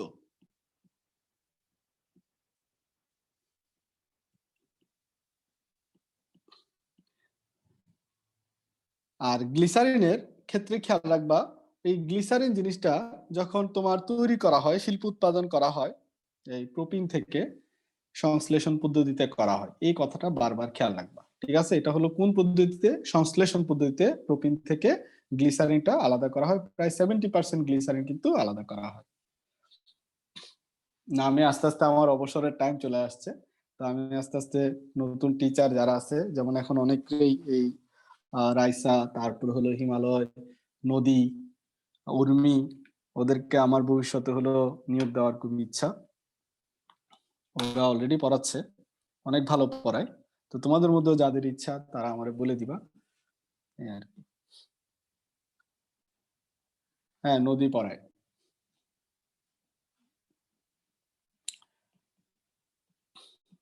এবার আসছি আমরা ফেনল। ফেনল বা কার্বলিক অ্যাসিড। ফেনল বা কার্বলিক অ্যাসিড, এটার ক্ষেত্রে খেয়াল করবা, এই ফেনলের আরেক নাম হলো কার্বলিক অ্যাসিড। এই যে ফেনল বা কার্বলিক অ্যাসিড, এটা হলো এটা হলো একটা অ্যালকোহল হলো কিন্তু অ্যাসিড, আমরা কিন্তু সবাই জানি, তাই না? অ্যালকোহল মূলক থাকলো এটা কিন্তু আমরা জানি কি এটা কিন্তু অ্যাসিড। এই ফেনল বা কার্বক্সিলিক অ্যাসিডের পিকে এর মান কত? পিকে এর মান কত? 10। এবং তার কে এর মান পরীক্ষা আসে, কে এর মান রেঞ্জে মনে রাখবা 10⁻⁸ থেকে 10⁻⁻10। এই যে ফেনলের একটা গুরুত্বপূর্ণ জাতক বা উৎপাদ আর কি, সেটা হলো পিক্রিক অ্যাসিড। এটা তোমাদের এর আগেও একদিন বলা হয়েছে। এটা কি ক্রিম হিসেবে ব্যবহৃত হয়? এটা কিসের ক্রিম হিসেবে ব্যবহৃত হয়? বার্নল ক্রিম হিসেবে ব্যবহৃত হয়। এটা কোন ক্রিম হিসেবে ব্যবহৃত হয়? বার্নল ক্রিম হিসেবে ব্যবহৃত হয়। ফেনলের শিল্প উৎপাদন করা হয়। ফেনলের শিল্প উৎপাদনে দুইটা পদ্ধতি আছে। একটা হলো কিউমিন ফেনল পদ্ধতি, আর একটা হলো ডাও পদ্ধতি। একটা হলো কিউমিন ফেনল পদ্ধতি, আর একটা হলো ডাও পদ্ধতি। তো কিউমিন ফেনল পদ্ধতি যেটা, প্রথমে খেয়াল করো কিউমিন ফেনল পদ্ধতিতে কি হয়। বেনজিন এবং প্রোপিনকে মিশ্রিত করে প্রথমে তৈরি করা হয়, বেনজিন এবং প্রোপিনকে মিশ্রিত করে প্রথমে তৈরি করা হয় কিউমিন।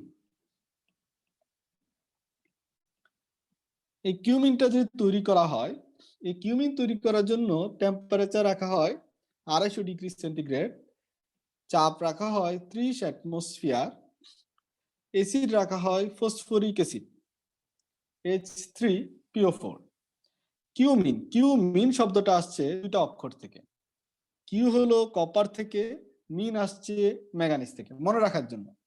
তাহলে বেনজিন এবং প্রোপিনের মিশ্রণ থেকে তাহলে আমরা কি পেলাম? কিউমিন পেলাম। তাহলে এই কিউমিন থেকে যখন আমরা ফেনল উৎপাদন করব তখন প্রভাবক হিসেবে কি ইউজ করব? এটা তো আমরা সহজে বলতে পারি। সরি, কিউ হলো সিও হবে, এটা সিও হবে কিউমিন। তো আমরা এখানে সিও মনে রাখবো, কিউ দিয়ে মনে রাখবো সিও, আর মিন দিয়ে এমএন। তো এই ক্ষেত্রে আমরা প্রভাবক হিসেবে কোবাল্ট আর ম্যাঙ্গানিজ ইউজ করব, আর তাপমাত্রা ইউজ করব 130°C। তাহলে কিউমিন ফেনল পদ্ধতিতে প্রথমে বেনজিন এবং প্রোপিন থেকে পাবো কিউমিন, পরে কিউমিন থেকে ফেনল পাওয়ার জন্য প্রভাবক হিসেবে কি রাখবো, সেটা কিউমিনে থাকে, নামের মধ্যে থাকবে, এবং এটাতে তাপমাত্রা ইউজ করবো 130°C।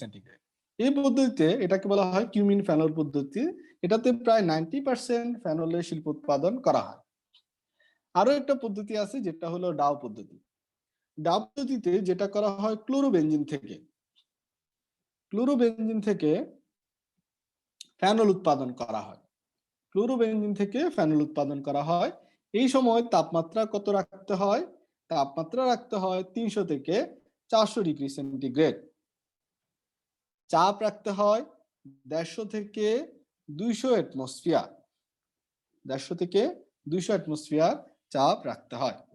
আর এই যে ফেনলটা পাওয়া যায়, সেই ফেনলটাকে কালেক্ট করতে হয় 182°C তাপমাত্রায়। কালেক্ট করার পরে এটাকে যখন শীতল করা হয়, কত তাপমাত্রায়? 41°C তাপমাত্রায় যখন শীতল করা হয়, তখন ফেনলের ক্যালাস পাওয়া যায়। এই ফেনলের ক্যালাসটা হলো বিশুদ্ধ ক্যালাস। বিশুদ্ধ ফেনলের ক্যালাস পাওয়া যায়। ফেনল হলো একটা অম্লধর্মী যৌগ। ফেনল অম্লধর্মী যৌগ হলো, ফেনল অম্লধর্মী যৌগ মানে ফেনল কিন্তু 5% সোডিয়াম বাইকার্বনেটের সাথে বিক্রিয়া দেওয়ার কথা, যেহেতু অম্ল, কিন্তু এটা 5% সোডিয়াম বাইকার্বনেটের সাথে বিক্রিয়া দেয় না। তার বদলে ফেনলের সাথে বিক্রিয়া দেয় 5% সোডিয়াম হাইড্রোক্সাইড।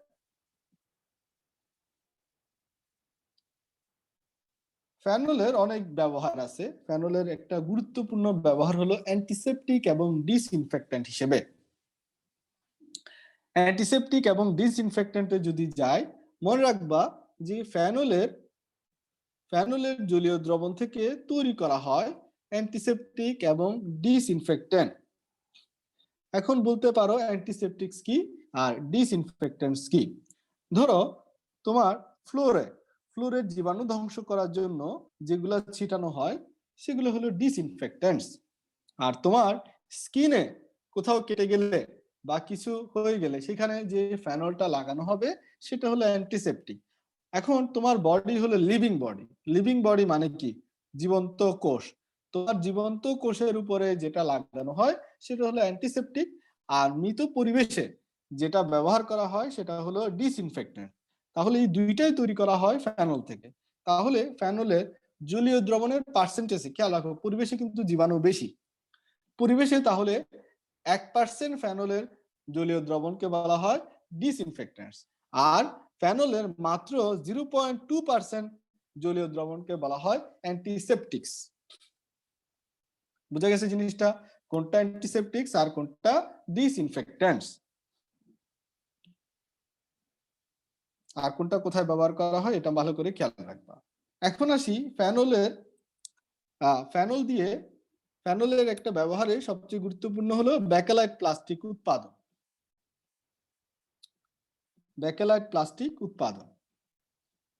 এই যে ফেনল যেটা আছে, ফেনলের সাথে মিথানলের বা ফর্মালডিহাইডের জলীয় দ্রবণ ব্যবহার করে তৈরি করা হয় ব্যাকেলাইট প্লাস্টিক। একটু লিখে ফেলো সবাই কষ্ট করে, অবশ্য পরে নোটও করতে পারবা যেটা ইচ্ছা। এই ব্যাকেলাইট প্লাস্টিকটা গানের রেকর্ডে ব্যবহৃত হয়, তারপর হলো টেলিফোনের সেট তৈরিতে ব্যবহৃত হয়, সকেট তৈরিতে ব্যবহৃত হয়, প্লাগ তৈরিতে ব্যবহৃত হয়। এখন আসি কোপ বিক্রিয়া। কোপ বিক্রিয়া যেটা, এটা থেকে প্রশ্ন আসবে। দেখো বিক্রিয়াগুলোর নামধারী বিক্রিয়াগুলো বলছিলাম খুব ইম্পর্টেন্ট। কোপ বিক্রিয়া যেটা, সেটা তো উৎপাদ কি হয়? উৎপাদ কি? কোপ বিক্রিয়ার উৎপাদের নাম মনে রাখবা স্যালিসাইলিক অ্যাসিড। স্যালিসাইলিক অ্যাসিডকে বলা হয় কোপ বিক্রিয়ার উৎপাদ। এই কোপ বিক্রিয়ায় তাপমাত্রা এবং চাপ এই দুইটা মনে রাখলেই হবে। তাপমাত্রা হলো, কোপ বিক্রিয়ায় তাপমাত্রা রাখা হয় 125 ডিগ্রি সেন্টিগ্রেড, তবে কোথাও কোথাও 120 বা 130 পাইতে পারো। যদি অপশন 125 না পাও, আশেপাশে যেটা পাও সেটা দিয়ে দিবা। বায়ুর চাপ, বায়ুর চাপটাও সেম, কোথাও দেখবা 4 থেকে 7 অ্যাটমসফিয়ার, কোথাও দেখবা 5 থেকে 7 অ্যাটমসফিয়ার। টেম্পারেচার এবং প্রেসার কাছাকাছি যেটা পাও সেটাই দিবা, বেশি দূরে দূরে না, আবার 10-12 এরকম দিও না, 4 থেকে 7 এর কাছাকাছি যেটা আছে। এবার আসি আমরা রায়মার টাইমেন বিক্রিয়া। রায়মার টাইমেন বিক্রিয়া থেকে যেটা মনে রাখতে হয় সেটা তাপমাত্রা এবং উৎপাদ। রায়মার টাইমেন বিক্রিয়ায় কিউ তাপমাত্রা কত? 70 থেকে 60 থেকে 70 ডিগ্রি সেন্টিগ্রেড। আর এই ক্ষেত্রে উৎপাদ উৎপন্ন হয় স্যালিসাইলডিহাইড। একবার নিজের মনের শান্তির জন্য বিক্রিয়াগুলো দেখে নিতে পারো, তবে শিখবা শুধু এই দুইটা কথাই। বুঝা গেছে জিনিসটা? এখন এই যে ফেনল, এই ফেনল শনাক্তকরণ পরীক্ষার নাম কি? ফেনল শনাক্তকরণের জন্য প্রথমে দেখো এটা হলো অ্যাসিড। অ্যাসিড যেহেতু, এটা নীল লিটমাসকে কি করবে?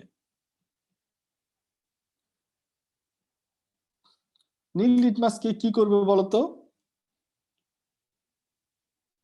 নীল লিটমাসকে লাল করবে। এটা নীল লিটমাসকে কি করবে? লাল করবে।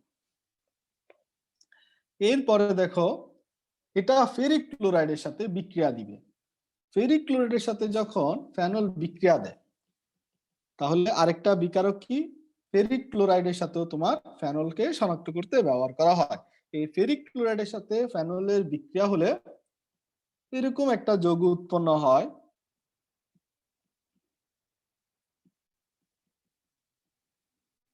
এটা হলো বেগুনি কালারের। এই বেগুনি কালারের এই যৌগের নাম হলো হেক্সাফিনেট যৌগ। হেক্সাফিনেট যৌগ হলো ফেরিক ক্লোরাইডের এই বিকারক দ্বারা শনাক্ত করা যায়। আরেকটা হলো ব্রোমিন দ্রবণ পরীক্ষা। তো ব্রোমিন দ্রবণ পরীক্ষা দিয়ে ফেনল শনাক্তকরণের সময় কি ধরনের অধক্ষেপ পড়ে? হলদে সাদা কালারের অধক্ষেপ পড়ে। লিভারম্যান পরীক্ষা। এই লিভারম্যান পরীক্ষার একটা আছে। লিভারম্যান পরীক্ষায় একটা যৌগ উৎপন্ন হয় ইন্ডোফেনল। পরীক্ষা আসে লিভারম্যান পরীক্ষায় ফেনলের সাথে। লিভারম্যান পরীক্ষায় যে উৎপন্ন যৌগ ইন্ডোফেনল, তার কালার কি? ইন্ডোফেনলের বর্ণ হলো লাল। খেয়াল রাখবা লিভারম্যান পরীক্ষায় টোটাল লিবারম্যান পরীক্ষায় টোটাল 3বার কালার চেঞ্জ হয়। কয়বার কালার চেঞ্জ হয়? টোটাল 3বার বর্ণ পরিবর্তন হয়।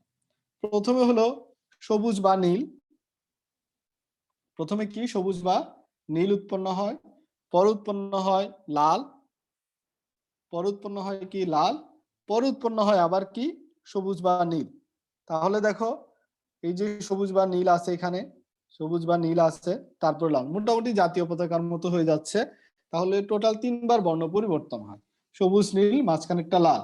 তাহলে দ্বিতীয় ধাপে যে লাল বর্ণের যৌগটা উৎপন্ন হয় এটাই হলো ইন্ডোফ্যানন।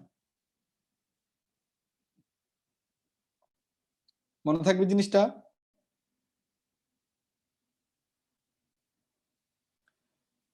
এখন আসি নাইট্রোগ্লিসারিন। নাইট্রোগ্লিসারিন যেটা সেটা হলো নাইট্রোগ্লিসারিন যেটা সেটা কিন্তু অ্যালিফেটিক যৌগ, অনেকেই ভুল করে ফেলে, এটা অ্যারোমেটিক মনে করে, এটা কিন্তু নাইট্রোগ্লিসারিনটা হলো অ্যালিফেটিক যৌগ। এই নাইট্রোগ্লিসারিনটা কি সেটা বুঝতে হলে আমাদের গ্লিসারিনের ছবি আঁকতে হবে। স্ট্রাকচার আর কি, আমি এটার ছবি বলতেছি, স্ট্রাকচার আর কি। স্ট্রাকচার যদি আমরা আঁকি, এখানে খেয়াল করো হাইড্রক্সিল হাইড্রক্সিল হাইড্রক্সিল, এখানে বলা হচ্ছে নাইট্রোগ্লিসারিন। এই নাইট্রোগ্লিসারিনে একটা কথাই খেয়াল রাখবা, এখানে যে হাইড্রক্সিলের হাইড্রোজেন মূলকটা, হাইড্রোজেন পরমাণুটা আছে, এখানে অপসারিত অংশে এসে কি যুক্ত হবে? NO2 মূলক। সাবাস, NO2 মূলক এসে যখন যুক্ত হবে তখন এটাকে বলা হয় নাইট্রোগ্লিসারিন। এই নাইট্রোগ্লিসারিনের সংকেতে যদি দেখি, খেয়াল করি, এখানে কার্বন কয়টা? 3টা। টোটাল হাইড্রোজেন কয়টা দেখতেছো? 1 2 3 4 5। হাইড্রোজেন কয়টা? 5টা। অক্সিজেন কয়টা? 3 6 6 3 9। নাইট্রোজেন কয়টা? নাইট্রোজেন হলো 3টা। তাহলে C3H5O9N3, এটাই হলো নাইট্রোগ্লিসারিন। এই নাইট্রোগ্লিসারিনের ব্যবহার কি? নাইট্রোগ্লিসারিনের ব্যবহার মনে রাখবা ABCD। কি বললাম? ABCD। ABCD দিয়ে আমি কি বুঝাচ্ছি সেটা দেখো। এ দিয়ে মনে রাখবা অ্যানজাইনা। অ্যানজাইনা মানে বুকে ব্যথা যেটা হয় সেটা। আরেকটা হলো অ্যাজমা। তাহলে অ্যাজমা এবং অ্যানজাইনা যেটা, এটার চিকিৎসায় ব্যবহার করা হয় নাইট্রোগ্লিসারিন। কারো যদি হার্ট অ্যাটাকের আগে কেউ যদি নাইট্রোগ্লিসারিন স্প্রে নিতে পারে, তাহলে কিন্তু সে হার্ট অ্যাটাক থেকে বেঁচে যায়। 2 নাম্বার বি। বি দিয়ে মনে রাখতে হবে ব্লাস্টিং জিলেটিন। বি দিয়ে মনে রাখতে হবে ব্লাস্টিং জিলেটিন। এই ব্লাস্টিং জিলেটিন এটা হলো গান কটনের। গান কটন মানে কি? সেলুলোজ নাইট্রেস। গান কটনের সাথে মিশায় তৈরি করা হয়। তাহলে দেখো ব্লাস্টিং জিলেটিন, এই ব্লাস্টিং জিলেটিন যেটা, এটা এটা হলো একটা বিস্ফোরক কিন্তু। তারপর দেখো কর্ডাইট। এই ব্লাস্টিং জিলেটিন এবং কর্ডাইট এগুলো তৈরিতে নাইট্রোগ্লিসারিন কি করা হয়? ব্যবহার করা হয়। তাহলে কিভাবে ব্যবহার করা হয়? সেলুলোজ নাইট্রেট, সেলুলোজ নাইট্রেট এবং নাইট্রোগ্লিসারিন, এই দুটারে মিক্স করে তৈরি করা হয় তোমার গান কটন। এই সেলুলোজ নাইট্রেট এটা হলো গান কটন। এই গান কটন বা সেলুলোজ নাইট্রেটকে মিক্স করে তৈরি করা হয়, নাইট্রোগ্লিসারিনের সাথে মিক্স করে তৈরি করা হয় ব্লাস্টিং জিলেটিন এবং কর্ডাইট। তাহলে ব্লাস্টিং জিলেটিন বা কর্ডাইট এই দুটার হলো বিক্রিয়ক বা এটার উপাদান কি? নাইট্রোগ্লিসারিন। ডি দিয়ে মনে রাখতে হবে ডিনামাইট। এই ডিনামাইটের সংকেত পরীক্ষা একবার আসছিল, অনেকেই পারে নাই। আমি কিন্তু তাদেরকে সব সময় এটা পড়াই ABCD। একটু যদি খেয়াল করতো বা মনোযোগ দিত যে ডিনামাইটের সংকেত আসছে, তার মানে তো স্যারে যেটা পড়াইছিল যে নাইট্রোগ্লিসারিন, ওটাই হয়তো ডিনামাইট। সংকেতটা দাগাই দিতে পারতো না? পারতো, অনেকে পারে নাই। তাহলে চিন্তা করতে হবে যে ডিনামাইটের কাজ কি। তাহলে ডিনামাইট হলো আমরা বিস্ফোরক হিসেবে ব্যবহার করি এবং এই ডিনামাইটের সংকেত হলো কি? এই সংকেতটাই হলো ডিনামাইটের সংকেত, কারণ ডিনামাইটের মূল উপাদান নাইট্রোগ্লিসারিন, তাহলে ডিনামাইটের সংকেত আসলে নাইট্রোগ্লিসারিনের সংকেত দিয়ে দিলেই শেষ। ক্লিয়ার? আচ্ছা, এবার আসি আমরা এর পরে যে জিনিসটা আমাদের এখানে গুরুত্বপূর্ণ সেটা হলো অ্যানজাইনা, মানে তো আমরা জানি বুকে ব্যথা করা। বুকে ব্যথা কখন হয়? যখন অক্সিজেন যায় না, রক্তনালী সংকুচিত হয়ে যায়, ঠিক আছে, তখন। তো এই জিনিসটা কি করে? এই নাইট্রোগ্লিসারিন হলো অ্যানজাইনার সময় রক্তনালীকে প্রসারিত করে দেয়, রক্তচাপ কমায়, ব্লাড প্রেশার কমায়, হার্টকে রক্ষা করে। এই নাইট্রোগ্লিসারিন জিনিসটা প্রস্তুত করার সময় ডিনামাইট আবিষ্কার করছে কে? ডিনামাইট আবিষ্কার করছে গাদা, নোবেল। এটা তো সবাই পারে। আচ্ছা, লিখে রাখো, এটা 1875 সালে হলো নোবেল ডিনামাইট আবিষ্কার করে। আচ্ছা, এবার দেখো এই যে নাইট্রোগ্লিসারিন যেটা আছে এটার আরো কিছু ব্যবহার আছে। একটা হলো প্রোস্টেট ক্যান্সার। হ্যাঁ, সেম হবে। Prostate cancer, prostate cancer, chronic heart failure, এগুলার চিকিৎসায় বিভিন্ন ড্রাগের সাথে তোমার কি ইউজ করা হয়? এই নাইট্রোগ্লিসারিনটা ইউজ করা হয়। এখন এই নাইট্রোগ্লিসারিন যে তৈরি করব, এটা নাইট্রেশন বিক্রিয়াটা হলো তাপ উৎপাদী, নাইট্রোগ্লিসারিন হলো বিস্ফোরক। তাহলে এমন ভাবে তৈরি করতে হবে নাইট্রোগ্লিসারিন যাতে তোমার বিস্ফোরণ না ঘটে। কিভাবে করতে হবে সেটা হলো, প্রথমে গাঢ় নাইট্রিক অ্যাসিড এবং গাঢ় সালফিউরিক অ্যাসিড বা ধূমায়িত সালফিউরিক অ্যাসিড যেটা, সেটা নিতে হবে। ধূমায়িত সালফিউরিক অ্যাসিডের সংকেত কি? গাঢ় নাইট্রিক অ্যাসিড এবং ধূমায়িত সালফিউরিক অ্যাসিড। ধূমায়িত সালফিউরিক অ্যাসিডের সংকেত হলো, ব্র্যাকেটে লিখে দিচ্ছি, H2S2O7। এই ধূমায়িত সালফিউরিক অ্যাসিড 1:1 অনুপাতে মিশানো হয় এবং মিশানোর পরে এটাকে 20 ডিগ্রি সেন্টিগ্রেডের নিচে রাখা হয়। এরপরে এটা কিন্তু খুবই হলো তোমার তাপ উৎপাদী। তাহলে এই তাপ উৎপাদীর এইটাকে ঠান্ডা রাখার জন্য এখানে ধীরে ধীরে কি যোগ করতে হয়? ধীরে ধীরে গ্লিসারিন যোগ করতে হয়। এই মিশ্রণে যখন ধীরে ধীরে গ্লিসারিন যোগ করা হয়, তখন হলো তোমার এই গাঢ় নাইট্রিক অ্যাসিড এবং ধূমায়িত সালফিউরিক অ্যাসিড এটার উপস্থিতিতে এটা মূলত বিক্রিয়া অংশগ্রহণ করে না। এই নাইট্রিক অ্যাসিডটাই মূলত কার সাথে? গ্লিসারিনের সাথে বিক্রিয়া অংশগ্রহণ করে এবং কি উৎপন্ন করে? নাইট্রোগ্লিসারিন উৎপন্ন করে। পরীক্ষা আসতে পারে নাইট্রোগ্লিসারিন কত তাপমাত্রায় জমাট বেঁধে কঠিন হয়? কত তাপমাত্রায় জমাট বেঁধে কঠিন হয়? 13 ডিগ্রি সেন্টিগ্রেড তাপমাত্রায়। নাইট্রোগ্লিসারিন কত তাপমাত্রায় জমাট বেঁধে কঠিন হয়ে যায়? সেটা হলো 13 ডিগ্রি সেন্টিগ্রেড তাপমাত্রায়। তবে ইথিলিন গ্লাইকল যদি মিশানো হয়, ইথিলিন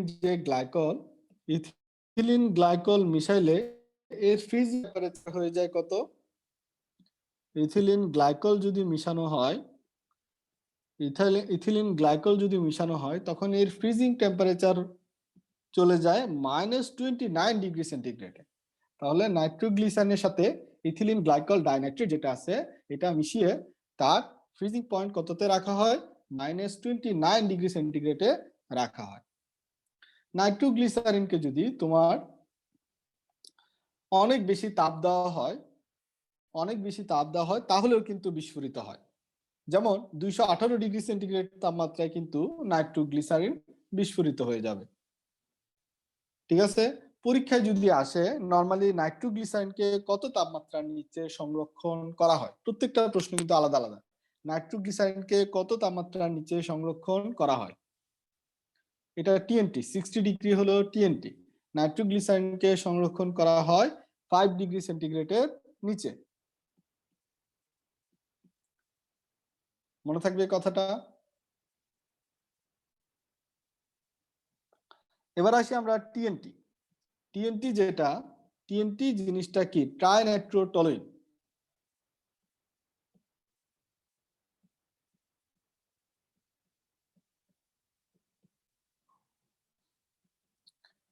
এটা হলো ট্রাইনাইট্রোটলুইন বা টিএনটি।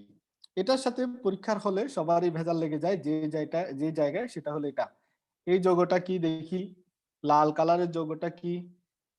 একটু আগেও পড়াইছি।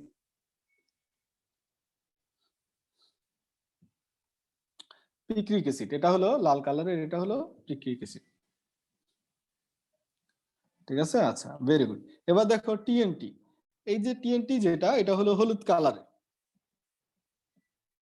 এটা হলুদ কালারের, এটা কঠিন জাতীয় পদার্থ এবং এটা পানিতে অদ্রবণীয়। পানিতে কি? অদ্রবণীয়। তাহলে টিএনটির বৈশিষ্ট্যগুলো লিখে রাখো, পানিতে অদ্রবণীয়। এই টিএনটি প্রথম প্রস্তুত করছে জুলিয়াস উইলব্র্যান্ড। জুলিয়াস উইলব্র্যান্ড হলো প্রথম এটার প্রস্তুতকারক। এটার গলনাঙ্ক কত? টিএনটি হলো, টিএনটি এর গলনাঙ্ক কত? টিএনটি এর গলনাঙ্ক হলো 80 ডিগ্রি সেন্টিগ্রেড, অর্থাৎ 80 ডিগ্রি সেন্টিগ্রেড তাপমাত্রা এটা গলতে পারে বা এটা বিস্ফোরণ ঘটতে পারে।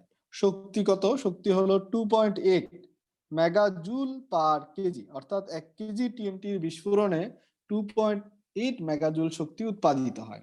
আর এই টিএনটি কে প্রস্তুত করা হয়, যেহেতু এটার 80 ডিগ্রি সেন্টিগ্রেড তাপমাত্রায় গলনাঙ্ক, অর্থাৎ এটা 80 ডিগ্রির উপরে গেলে বিস্ফোরণ ঘটাতে পারে। এজন্য এটা তৈরি করার সময় তাপমাত্রা নিয়ন্ত্রিতভাবে কত ডিগ্রির নিচে রাখতে হয়? 60 ডিগ্রির নিচে রাখতে হয়। আর টিএনটি বিস্ফোরণের সময় ডেটোনেটর সহযোগে বিস্ফোরণ হয়। তাহলে ডেটোনেটর সহযোগে বিস্ফোরণ ঘটানো হয় কোনটা? সেটা হলো টিএনটি। এখন আসি টিএনটির ব্যবহার। টিএনটির ব্যবহারে গুরুত্বপূর্ণ কি কি আছে? মনে রাখবা অ্যামারটল। অ্যামারটল নাম নিশ্চয়ই শুনছো। অ্যামারটল যে কাজে ব্যবহার করতে হয় সেটা হলো সমতল। সমতল কি? পাহাড় এবং পুরাতন বিল্ডিং। পাহাড় এবং পুরাতন বিল্ডিং সমতল করার কাজে ব্যবহার করা হয় অ্যামারটল। অ্যামারটলে কি কি থাকে? এই অ্যামারটল থাকে হলো অ্যামোনিয়াম নাইট্রেট এবং টিএনটির মিশ্রণে এটা এই অ্যামারটলটা তৈরি করা হয়। এরপর আসি আমরা টর্পেডো। এটা হলো তোমার টিএনটির ব্যবহার, এগুলো খুবই গুরুত্বপূর্ণ। যুদ্ধ জাহাজ ধ্বংস করার কাজে ব্যবহার করা হয় এই টর্পেডো। যারা সিনেমা দেখো তারা কিন্তু দেখার কথা, এটা সাবমেরিনে থাকে এই টর্পেডো গুলা। হ্যান্ড গ্রেনেড এবং বমশেল এই দুইটা জিনিস তৈরিতেও ব্যবহার করা হয় টিএনটি। বাণিজ্যিক বিস্ফোরক দ্রব্য টিএনটি এর সাথে বিভিন্ন ধরনের দ্রব্য ইউজ করে আরো ভালো ভালো বিস্ফোরক তৈরি করা হয়, যেমন অ্যামাটেক্স, অ্যামোনাল এবং ব্যারাটল। টিএনটি থেকে শুধু এতটুকু জানলে আশা করি হয়ে যাবে। এরপরে আসি আমরা ডেটল।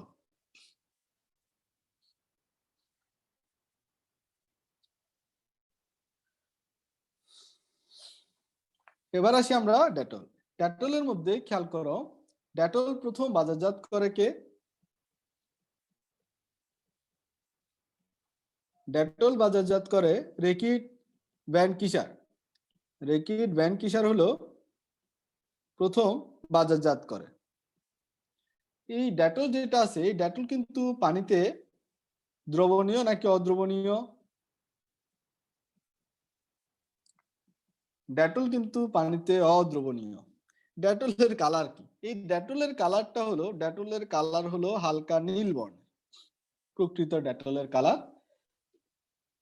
আর যেটা তোমরা বিভিন্ন কালার দেখো, এটা হলো কালার ম্যাটেরিয়াল অ্যাড করা হয় এই জন্য। আর ডেটলের সক্রিয় উপাদান কি? ডেটলের সক্রিয় উপাদান হলো ক্লোরোজাইলিনল। ক্লোরোজাইলিনল এটাকে বলা হয় ডেটলের সক্রিয় উপাদান। এই ক্লোরোজাইলিনলের পরিমাণ কিন্তু খুবই কম। কোথায়? ডেটলে মাত্র 4.8%, কিন্তু এটাকে বলা হয় সক্রিয় উপাদান। এটা সংকেত হলো C8H9ClO। মনে থাকবে। এটার আরেকটা নাম আছে 4-chloro-3,5-ডাইমিথাইল ফেনল। যারা সংকেত যদি শিখতে চাও আরো ডিটেলসে, 4-chloro-3,5-ডাইমিথাইল ফেনল, এটা হলো ক্লোরোজাইলিনল। এই ক্লোরোজাইলিনল হলো তোমার অ্যান্টিসেপটিক হিসেবে কাজ করে। তবে ক্লোরোজাইলিনল কিন্তু মানুষের স্কিনে যদি এসে বেশি বেশি করে লাগে তখন অ্যালার্জি সৃষ্টি করতে পারে। এবার আসি আমরা আইসোপ্রোপাইল অ্যালকোহল, অন্যান্য ডেটলের অন্যান্য উপাদানগুলোতে যদি আসি, এখন আসি আমরা আইসোপ্রোপাইল অ্যালকোহল। আইসোপ্রোপাইল অ্যালকোহল যেটা আছে এটার পরিমাণ কতটুকু? আইসোপ্রোপাইল অ্যালকোহলের পরিমাণ কতটুকু? এটা কিন্তু একটা 2 ডিগ্রি অ্যালকোহল। এটা কয় ডিগ্রি অ্যালকোহল? এটা কিন্তু 2 ডিগ্রি অ্যালকোহল। আইসোপ্রোপাইল অ্যালকোহলের তোমরা ফাংশন আগেও পড়ে আসছো, এটা হলো কি? এটা হলো পচন রোধক, ঠিক আছে? জীবাণুকে মেরে ফেললে, ফাঙ্গাসকে ধ্বংস করে। এটা তোমরা কোথায় পড়ছো? ওই যে ক্লিনার পড়ছো না, ওই গ্লাস ক্লিনার, টয়লেট ক্লিনার, মনে আছে? আচ্ছা, এখানে খেয়াল করে এই যে আইসোপ্রোপাইল অ্যালকোহল যেটা আছে, এখানে আইসোপ্রোপাইল অ্যালকোহল যেটা আছে এটা হলো তোমার পরিমাণ কতটুকু? পরীক্ষায় পরিমাণটা লাগবে। আইসোপ্রোপাইল অ্যালকোহলের পরিমাণ হলো 13.1%। এটা একটা সেকেন্ডারি অ্যালকোহল। এটা একটা কত ডিগ্রি অ্যালকোহল? সেকেন্ডারি অ্যালকোহল বা 2 ডিগ্রি অ্যালকোহল। এটা কিন্তু বর্ণহীন এবং দাহ্য। এবার আসি আমরা 3 নাম্বার উপাদানে যাই, পাইনতেল বা আলফা টারপিনিয়ল।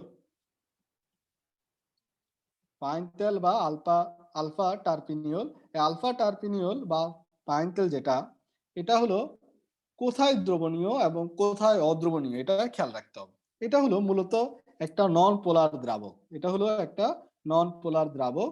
এই নন পোলার দ্রাবক এখানে মূলত ক্লোরোজাইলিনল কি হবে? দ্রবীভূত হবে। ক্লোরোজাইলিনল যেটা অর্থাৎ C8H9ClO যেটা, সেটা হলো তোমার পানিতে কম দ্রবণীয়। এটা পানিতে কি? কম দ্রবণীয়। কিন্তু কিন্তু আলফা টারপিনিয়ল বা আইসোপ্রোপাইল অ্যালকোহল এগুলাতে বেশি দ্রবণীয়, ঠিক আছে?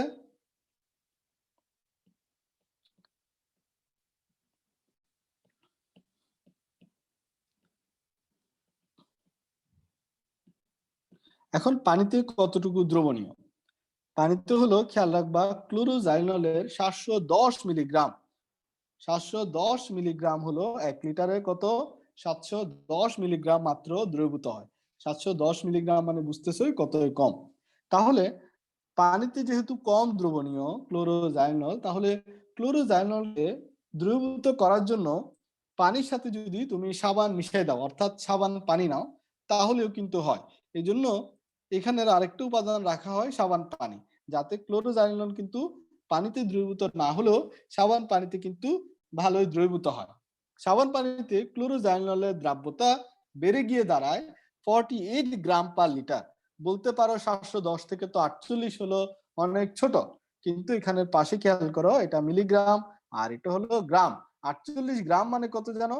48,000 মিলিগ্রাম পার লিটার। খেয়াল থাকবে, তাহলে সাবান পানি রাখা হয়। এখন পাইন তেল কতটুকু সেটা একটু মনে রাখবো। পাইন তেলের পরিমাণ বা আলফা টারপিনিউলের পরিমাণ 9.9%, তাহলে 4.4%, তারপর হলো 13.1% আর 9.9% হিসাব করো। বাকিটা হলো অর্থাৎ 72.2% যেটা, সেটা হলো তোমার সাবান পানি। তাহলে সাবান পানি কেন ইউজ করা হয়? সাবান পানি ইউজ করা হয় যাতে ক্লোরোজাইলিনলের পানিতে দ্রাব্যতা বেড়ে যায়। এছাড়া আরেকটা জিনিস মনে রাখবা, সাবান পানির কারণে দ্রবণের পিএইচ কত এর মধ্যে থাকে? 10 এর মধ্যে থাকে। তাহলে সাবান পানির দুইটা চমক আছে, একটা দ্রাব্যতা বাড়ায় দেয়, একটা হলো পিএইচ 10 এর মধ্যে সীমিত রাখে। স্যাভলন এবং স্যালন এই দুইটার ব্যাপারে একটু জানতে হবে। স্যাভলন জিনিসটা হলো তৈরি করা হয় ক্লোরোহেক্সিডিন গ্লুকোনেট এবং সেন্ট্রিমাইড থেকে। ক্লোরোহেক্সিডিন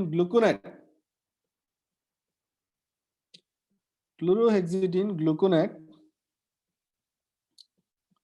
এবং সেন্ট্রিমাইড থেকে। 0.3% আর এটা হলো 3%। ঠিক আছে, ক্লোরোহেক্সিডিন গ্লুকোনেট হলো 0.3% এবং সেন্টিমাইড হলো 3%। আর স্যাললে হলো ফিনাইল স্যালিসাইলেটের একটা যৌগ হলো এই স্যালন। ফিনাইল স্যালিসাইলেটের একটা যৌগ হলো এই স্যালন। এই যে ফিনাইল স্যালিসাইলেট, এটা হলো অভ্যন্তরীণ অ্যান্টিসেপটিক হিসেবে কাজ করে। এটা হলো কি হিসেবে কাজ করে? অভ্যন্তরীণ অ্যান্টিসেপটিক হিসেবে কাজ করে। মনে থাকবে?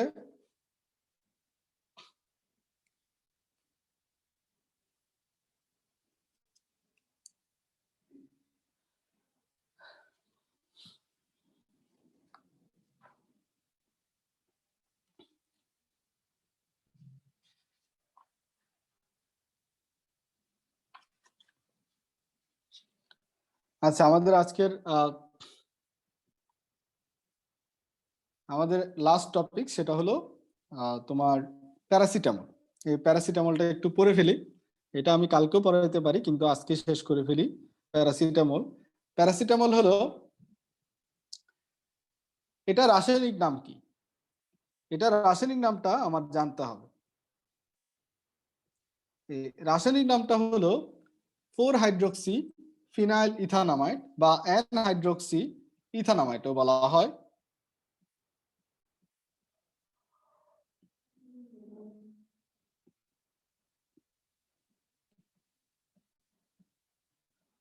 এখন খেয়াল রাখো, এই যে তোমার প্যারাসিটামল যেটা, এই প্যারাসিটামলে এক ডোজে মানুষ কত গ্রাম খেতে পারবে? এক ডোজে মানুষ সর্বোচ্চ 4 গ্রাম খেতে পারবে। 4 গ্রাম মানে কত? 4000 মিলিগ্রাম। 4000 মিলিগ্রাম মানে একটা ট্যাবলেট হলো 500 মিলিগ্রাম। তাহলে 500 মিলিগ্রাম যদি আমরা 8 দিয়ে গুণ করি, অর্থাৎ কয়টা ট্যাবলেট খেতে পারবে এক ডোজে? 8টা ট্যাবলেট খেতে পারবে। তাহলে আমরা যে বলি বিষক্রিয়া, এটা আবার কি? এটা হলো যদি একসাথে 20টা বা 30টা খাওয়া হয়, তখন হলো তোমার 20 থেকে 30টা খাইলেই বিষক্রিয়া ঘটে এবং মানুষ মারা যায়। তাহলে দেখো 8টা পর্যন্ত খাওয়া যাবে। এবার আসি আমরা 2 গ্রাম কারা খেতে পারবে? শিশুরা, কিডনি রোগীরা এবং অ্যালকোহল সেবীরা। কাদের কাদের কথা বলতাম? শিশু, কিডনি রোগী এবং অ্যালকোহল সেবীরা হলো ডেইলি 2000 মিলিগ্রাম। 2000 মিলিগ্রাম মানে কয়টা এক ডোজে খেতে পারবে? 4টা খেতে পারবে প্যারাসিটামল। এই প্যারাসিটামলটা তৈরির জন্য মূল যে উপাদানটা লাগে সেটা হলো স্যালিসাইলিক অ্যাসিড। ফেনল থেকে স্যালিসাইলিক অ্যাসিড তৈরি করা হয় কোন বিক্রিয়ায়? একটু আগে পড়াইছি, কো বিক্রিয়ায়।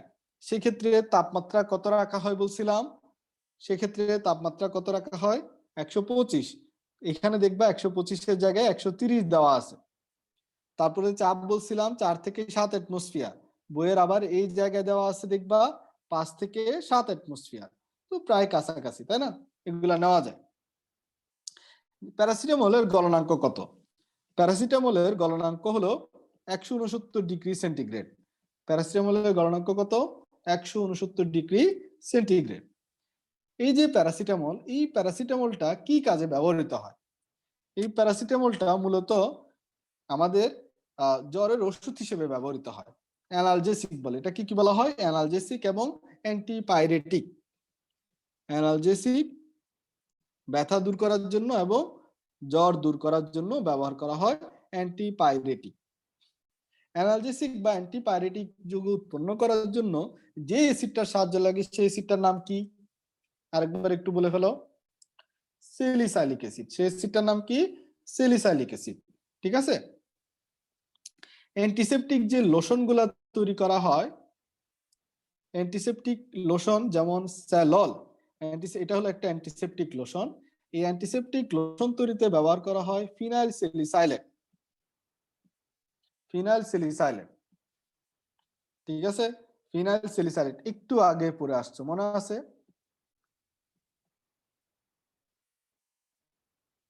আচ্ছা, এবার দেখো মিথাইল স্যালিসাইলেট কি হিসেবে ব্যবহৃত হয়? মিথাইল স্যালিসাইলেট ব্যবহৃত হয় মিথাইল স্যালিসাইলেট ব্যবহৃত হয় ফ্লেভারের কাজে, অর্থাৎ ফ্লেভারিং এজেন্ট হিসেবে ব্যবহৃত হয় মিথাইল স্যালিসাইলেট। এই যে প্যারাসিটামল পাওয়া যায় এগুলা বিভিন্ন দেশে বিভিন্ন নামে পরিচিত। যেমন ইউএসএ তে প্যারাসিটামল কি নামে পরিচিত? ইউএসএ তে প্যারাসিটামল পরিচিত টাইলিনল নামে। ইন্ডিয়াতে প্যারাসিটামল কি নামে পরিচিত? ক্লোসিন নামে পরিচিত। ইউকে বা অস্ট্রেলিয়া এটাতে প্যারাসিটামল কি নামে পরিচিত? প্যানাডল নামে পরিচিত। তারপর হলো ফ্রান্সে কি নামে পরিচিত? ফ্রান্সে হলো ডোলিপ্রেন নামে পরিচিত। তাহলে মনে থাকবে জিনিসটা।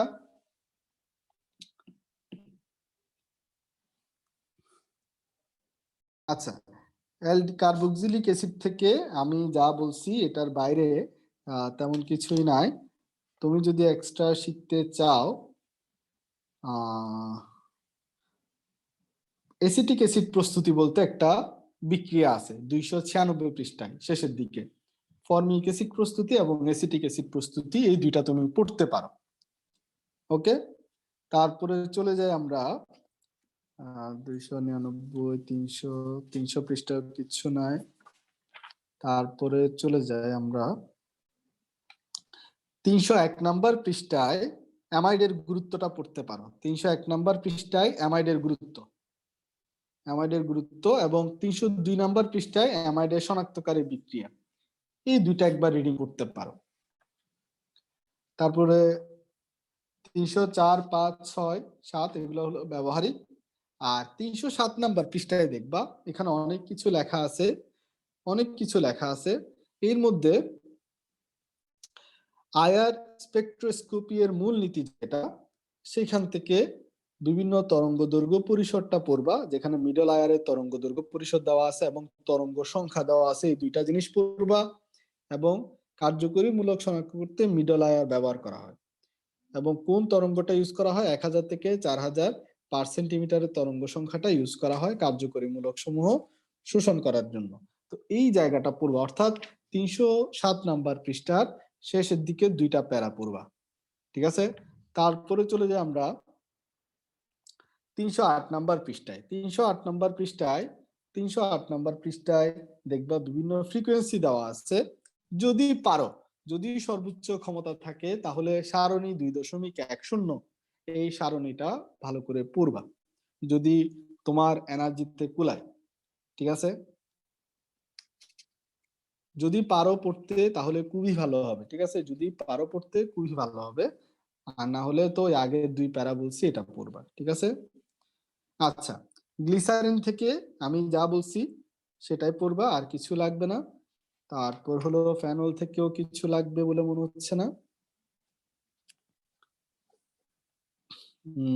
আচ্ছা, ফেনল থেকে 315 নাম্বার পৃষ্ঠায় এনিলিন থেকে ফেনল উৎপাদন, এই অংশটুকু পড়তে পারো। এনিলিন থেকে ফেনল উৎপাদন 315 নাম্বার পৃষ্ঠায়।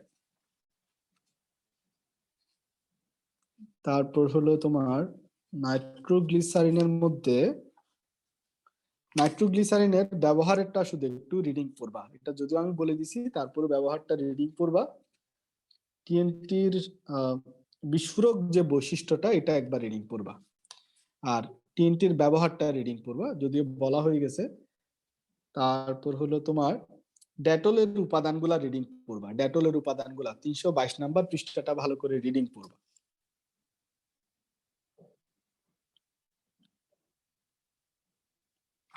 তারপরে হলো তোমার 324 নাম্বার পৃষ্ঠায় ব্যথা উপশমে প্যারাসিটামল এবং অ্যাসপিরিনের তুলনা, এই প্যারাটা পড়বা। তারপর হলো লাস্টের দিকে একটা আছে তোমার জেনে নাও অংশটা একবার পড়বা এখান থেকে, প্যারাসিটামল থেকে। ঠিক আছে, বুঝা গেছে কথা?